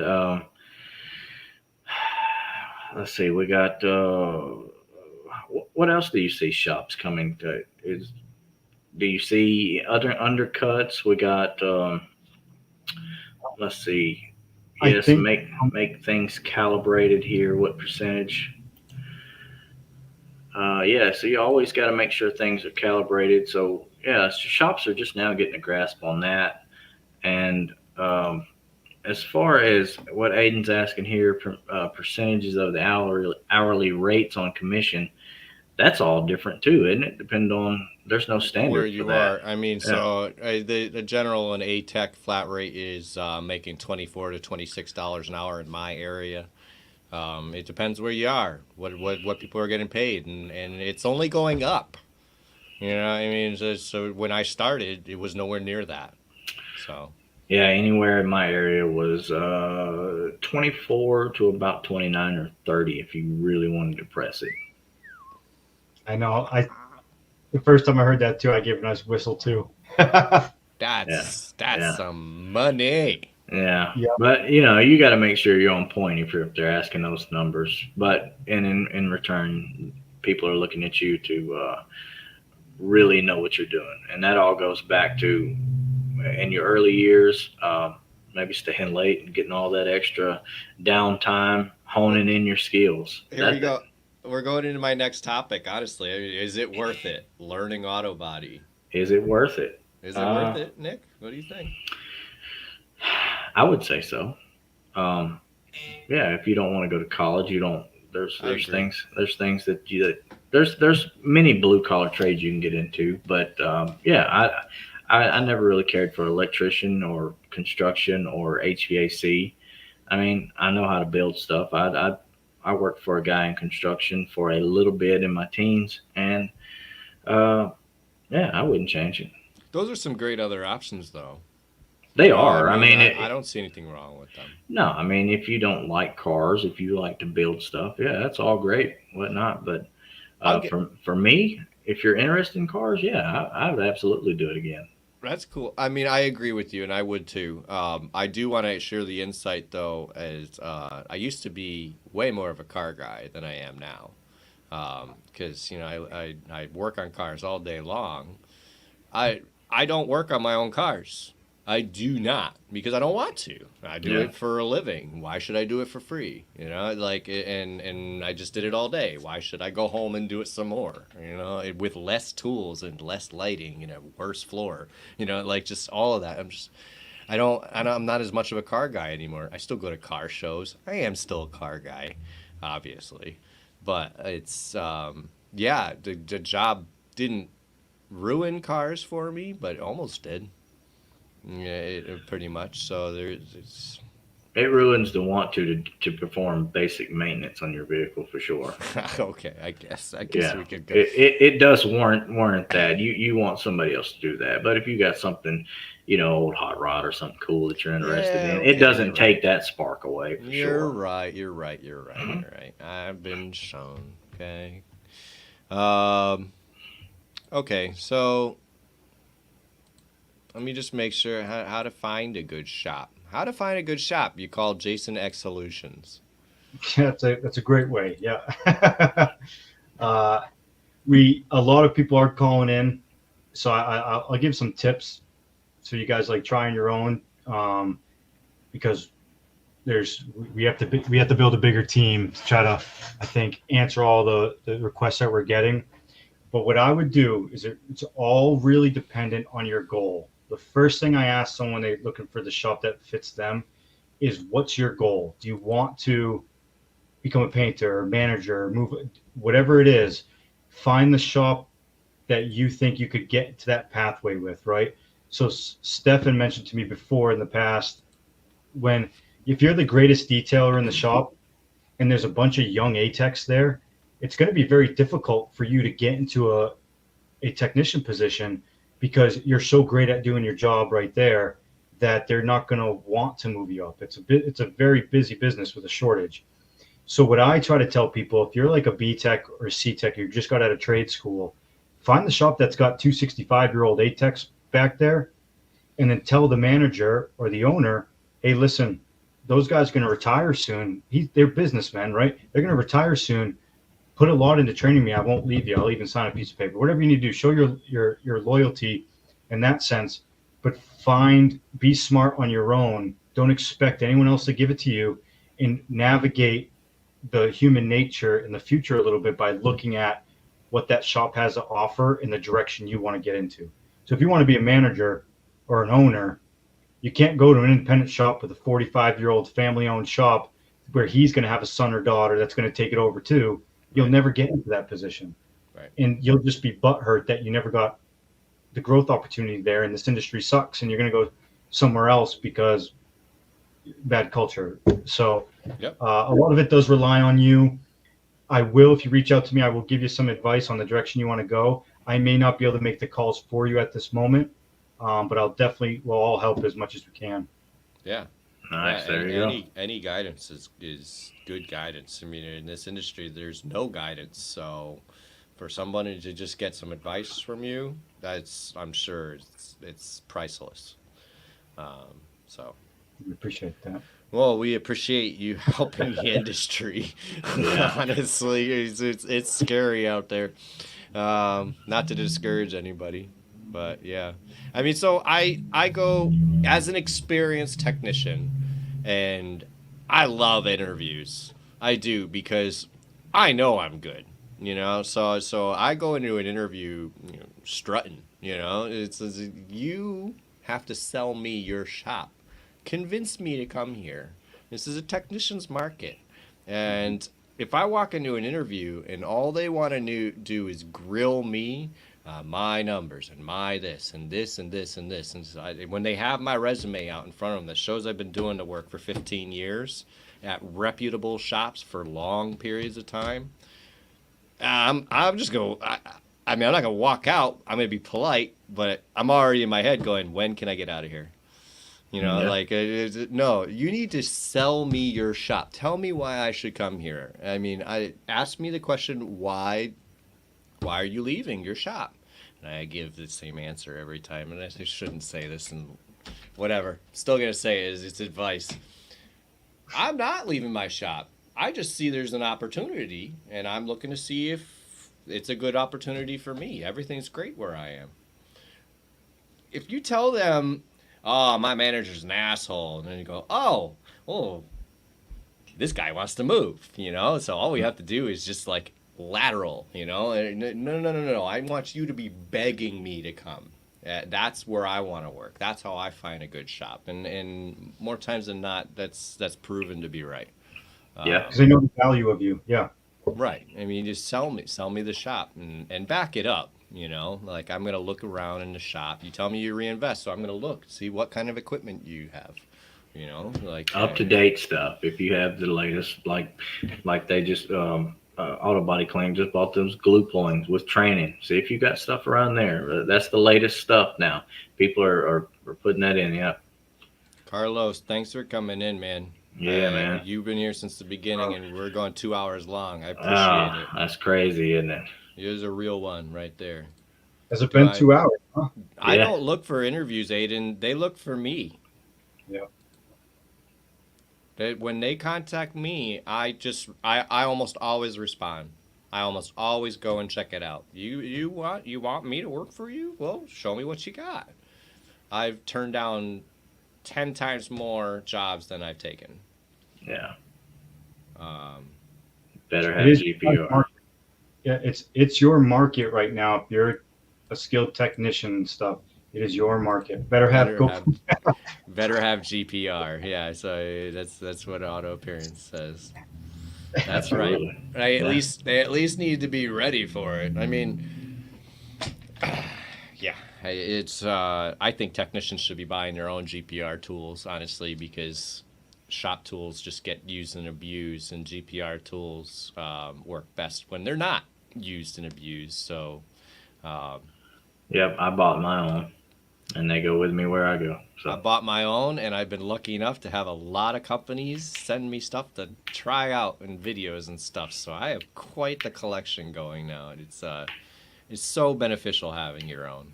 Um, How expensive is it? You don't have to give numbers, but is it something to wait until you're an A tech to start doing some glue pulling, or is it something that you should start introducing in the beginning? no, as soon as you're moving metal, you should be doing it. yeah. Is it cost effective for the tech? If that Yep. was okay. It can help with that too. Yeah, absolutely. So I mean so people go to let's just bring up Kiko.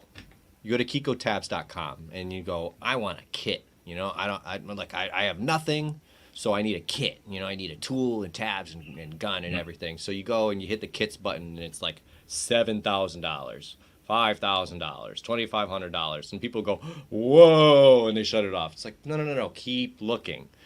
Look at the K-Bar kit. K-Bar kit comes with a bunch of tabs, a glue gun, a case for it, the K-Bar, which is honestly their best tool, and 90% of what I use. It's like $800. I buy $800 tools. I've been buying them since I started. You know, I mean, I got a Crud Thug that's $800. I got an inverter, whatever, the induction heater, and it's $800. And I've got tons of $800 tools, and I spent that without even thinking about it. So if you see the benefits of it, and I'm trying to share in social media the benefits of it, you know, and Yeah. that's usually the kit that I tell people to get is that K-Bar kit. Start with that. I had somebody last weekend say, "Oh, I just ordered it." And it's like, "Yeah, great, man, awesome." And then I sent them this Kiko 6C process. I sent them the GPRmasterclass.com training. I said, this is you gotta really dive deep into this, but it's gonna change your life. And that's where I send everybody. I tell them, and this is the most solid info you can possibly get right now, up to date on the internet. And Oh, sorry, I didn't mean to interrupt. yeah, These guys won't leave me alone with a toolbox tour. I don't know if you've asked before, Jordan, but I get asked all the time. I don't like showing off my mess. I'm working on it. you know, It'll I come. I think a lot of the and I don't know how long Jordan's been doing this, but a lot of the people that are new or relatively new, been in the industry for a few years, really want to see toolbox tours and stuff just for uh, ideas, ways to organize and stuff. Gosh, when all he's coming in. Oh yeah, Single technician for the masterclass. Yeah, I think that having a good community, there could be a couple starter kits and stuff like that of recommended from some experts. I think would be a cool thing to have. yeah, absolutely. Do you guys know how many technicians are needed over the next 5 to 10 years? See, that's my point exactly on that. I think a lot of people are looking for this, just like I said. So yeah, you might have to go ahead and give them that toolbox tour after all. Yeah. All right. I'll do it. Give me some time. I'll do it. Good setup. I still think it's gonna. I think Good. yeah. No, I'm not doing that. but I think it's gonna end up being a live session, and then I'll take the live session and I'll post it on my YouTube or something. Although TikTok, honestly, I just got a notification. I think I can post up to 60-minute videos on TikTok now. Hour-long videos. Really? Yeah. There better I be got some it. monetization with that. I got it on my. I know they've been pushing long form videos. Yep. I got the notification on a different channel, my Plays with Water channel, which has like 300 people following me.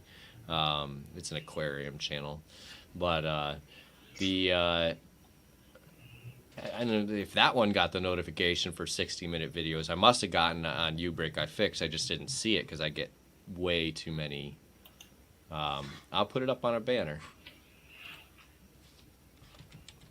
How do you spell collision? Collison. Sorry. The tip going in after that comment. Oh man. I keep that now. My big fat fingers. I might have still spelled it wrong. It's 2 L's, right? Yeah. All right, Jesus. That's it. That's Nick's social media. Definitely go follow. It's on Instagram, Facebook, and TikTok too. So. Hey, Mopar, if you're watching, ask a question for these guys. I know, so there's someone near. I don't know if he's watching right now though, but he sent me a message earlier asking a question that you guys could probably answer pretty well. So if you're on here, bud, put that question.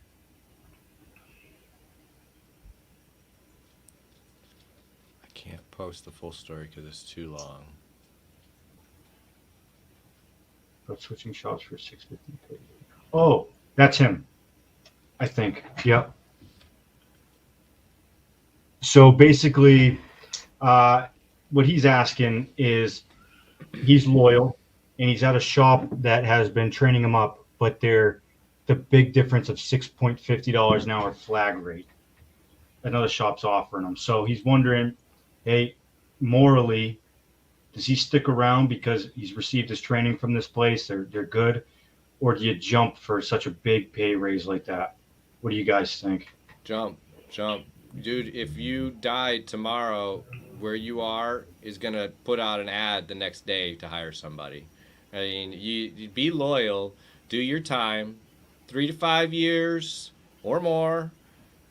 And then if you feel the need to get out, or if you have an opportunity when you're getting out, get out. It could be that you say I'm leaving for $6.50 more, and they go, hey, we want you to stay, so we'll give you $8 more or $6.50 more, whatever, and then you get to stay, and only once out of many times I had to do that. I had to do it many times, and then I stayed where I was, and they were fine with it. It's just business. They understand. Yeah.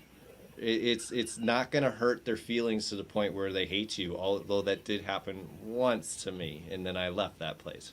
So it's one of my shop owners did get a little weirded out that I won, and then he treated me even worse. But and then you deal with that when that comes. But usually that's not what happens. Usually they understand. So, or they don't understand, and you go to the new shop, and you're going to be making more money, and maybe it's a good place too, and maybe you learn stuff there. Yeah, I was just going to ask this too. Gene said, give them an opportunity to match. What would be what's some of the reasons why they wouldn't offer you that? Have you just not asked, or is it just another shop down the streets paying this much, and kind of got it going on? Well, by giving your 2 weeks notice. That pretty much is giving them an opportunity to ask. Always give a 2 weeks notice. Never just leave. Always give notice, because that's how you get the good reputation and whatever. But it's small industry, so that reputation counts. Yeah. That's big to say. I'm glad you said that. It's a very small industry. A lot of people talk, and over something like that in a time like now might not matter, but every little piece down the road it will matter. And that's my first job worked at and trained at. So I would say, you just received a raise. And this raise is over that one, then yeah. So is the new shop expecting you to be like A-Tech level, and maybe you're not, or there's a lot to unfold here. But um, In that same respect, I also think that if somebody's at B Tech level and the new shop wants, A Tech level, you shouldn't lie, but you should push yourself out of your comfort zone. So, I mean, I just starting at one of my previous shops. They were known for nothing but quality, and I was super worried about going there. And it turned out, yeah, I wasn't up to their standards, but they, the manager say, hey, you gotta do this and this and this and this. We do this kind of work here. And oh, okay, And then I did it from that point on, yeah, and they're fine with it. just make sure you have all that type of stuff ready to go in case if the new shop is they might have more strict rules. They might have things that you don't know. So just keep all that in mind before you just run and take a new job. And also give the other guys, even though they just gave you a raise, there's still always an opportunity for them to go higher. Right. I don't know all the ins and outs on your specific story, but if you like the shop, I would at least ask them something. Give them a talk, have a conversation with them. Yeah. For the most part, what I've seen is that if it's a good place to work where you're leaving, and you really do have a good opportunity, they'll just be happy for you. Yeah. Because if they're mad, then honestly, I wouldn't want to stay there anyway, because that means they're petty. Mm-hmm. Or not. I guess, you spend that much money training somebody. I guess that's not petty, but they should be happy for you. If they can't offer you what you're being offered, they should be happy for you. And then yeah. That's where I'm going to leave that. They know I'm a newer tech, only been in for 4 years. I'm used to doing medium hits, but I've done a few large hits too. So you're ready to be pushed out of your comfort zone, bro. Yeah, absolutely. Go I love hearing that. Take that $25 an hour job. Honestly, go take it and just take whatever they give you. And if you have questions, if you run into something that's out of your zone, go to another tech and just get an opinion, and then continue. Just do it. Fail, learn, move on. Fail, learn, move on. Yeah. Succeed, move, learn on. I messed that all up. Move, learn on. But yeah. Yeah, I've said that a lot. Failing forward. This is what this career is all about. Is taking those fail points and turning them into success stories. So, thanks for hanging out, Russ. Yeah, thanks, Russ. Okay. We've gone 2 hours now. I think we got to do our tool review, Nick. All right.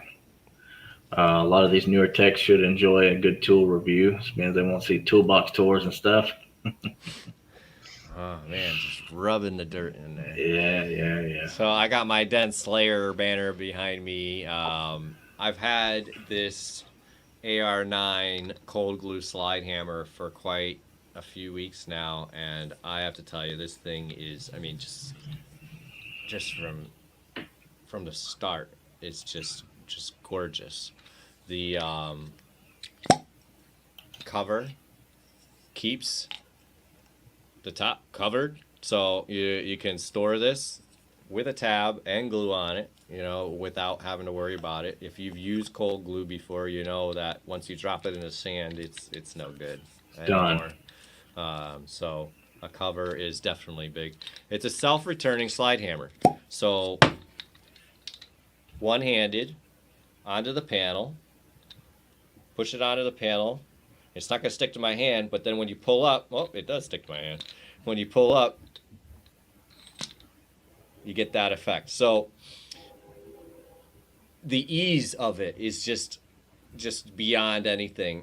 So I have quite a few. I have 4 cold glue slide hammers now. This thing blows them all away. 4 cold glue slide hammers. Oh, actually, no. Sorry, I'm down to 3. I actually did sell one. I don't sell tools, but I looked at it and I said, I have 4 cold glue slide hammers. I'm going to get rid of one. So I sold one to a coworker. So I did get rid of one. This thing is just the bee's knees. If you get it with the tabs, has this small tab. I still have one without glue on it. So that's pretty much what his tabs look like. Without the glue. And so this is the medium, that's the small that's on there right now, and that's the big, and then there's this longer one, and a nice little tray, threaded tray. These are threaded tabs. I don't know if there are other slide hammers that use threads. None of mine did. Not 3/8 threads, so Yeah. it might work with other slide hammers as well. But if you are looking at cold glue, look no further. Where did I get it from? Dentslayer.com or A1 Tools? A1 Tools. Yep, that's a. .com. So those are the 2 places where you can find Dent Slayer stuff. Banners right back there. And what did you say the name of that tool was again, just in case somebody didn't catch it? This is the AR9. AR9.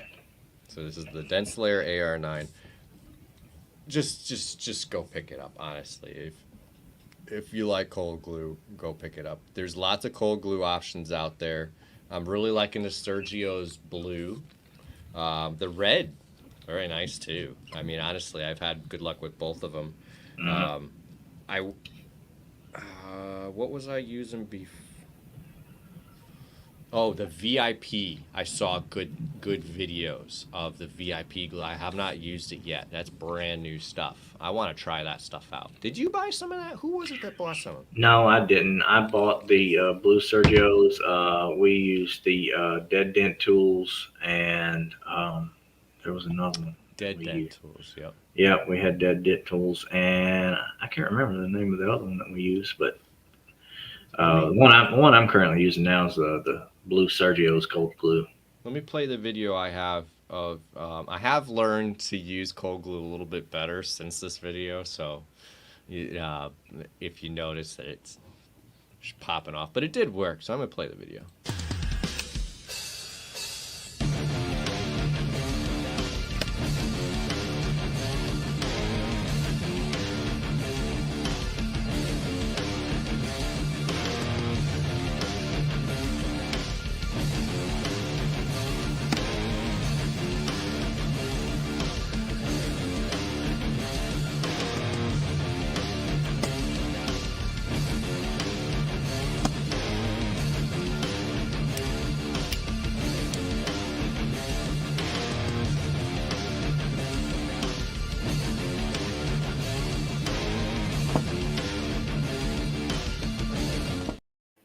Awesome tool. I wish I bought it first. I wouldn't have bought any of my other ones. The other ones that I have are good too, but yeah, I don't have that one. I use the Kiko cold glue tabs. But if you guys are interested in this and you want to know more about it, again, the Auto Appearance Institute has a cold glue class as well. So be sure and check that out if you're interested. And if you do the Anson in-person training on Thursday, you get that cold glue class for free. Right? I think so. Hold on. I'm bringing it up. Let's bring it up. Make sure. I don't want to tell somebody something that's not true. Bringing it up right now. Present. Share screen. Window. Share. Bonus, free cold glue course with every ticket. There you go. And a $100 Anson PDR gift certificate. Free lunch. Yeah, so he said it is actually free. I'm missing the lunch. Yeah. I know, right? The lunch hangout. What's wrong with me? And he's going to... I almost want to go to the class just so I can record it to share with people. So the next people getting into the industry. It's going to be quite a good time there. Mm-hmm. All right. Well, Jason, thanks for coming on. I've looked forward to this one since we asked you. I mean, honestly, since we talked about doing a podcast, I had you in mind. Yeah. So obviously being one of our first guests, but Well, definitely thank you for having me on. You guys, I'm excited for the future. I think you guys are going to be leading the industry when it comes to teaching the new guys coming in. 110,000 need to come in. And so many talks I've had is viewing your profile and learning the skills. And I think the industry's lacking the mentors like that, like you guys. And there's no podcast out there like it. So this was a pleasure for having me on here because I think you guys are going to blow up. That's awesome. Thank you. Thank you, man. We think so too. We hope so. Definitely hope so. Yeah. Just hang out and back. We'll see you in just a sec. Yeah, Nick. So that was a great show. Yeah, that was fantastic, man. We stayed on. We initially said we're going to do an hour-long podcast twice a week, and here we are 2 hours and 20 minutes later. Oops. Yeah, well, I mean, there was a lot to talk about in that collision. I had a feeling we were going to go late on this one. Yeah, there's a lot to talk about, a lot to unpack, a lot to uncover, especially with all the new guys asking questions and stuff. I love it, though. Isn't that awesome? It is. I want to be sure and help these guys as much as I can, and I know you feel the same. Yeah. A lot of guys in here too. Yeah. 110,000. Yeah. It's crazy. I've seen the comments. 110,000. Yeah. Yeah. 110,000 new people need to come in. Yeah. It's crazy. Well, I don't think we have a guest plan for or actually, we do have a guest Yeah, we plan. do. So, we touched on. Hold on. Our next episode is probably going to be from Texas. Yeah, we're going to do a live from Texas for sure. So you will be able to catch us live, and it will be down in Texas. But our official 4th episode, we had collision this time. We're going to be having some PDR guys that you might like. You might know, you might not know on next time. So you have to stay tuned, check that out. Yeah, no, these guys are real funny, real interesting PDR techs, and they push both Nick and I to really better ourselves and use their advice and their support in our industry, and honestly, both of us are kind of moving towards that industry. But it's don't miss it. It's gonna be quite some good information. Well, anyway, have a great night, everybody. Thanks for coming on. This is incredible, the support. There's still 8 people watching. Thank you. We'll see you next time. See you guys.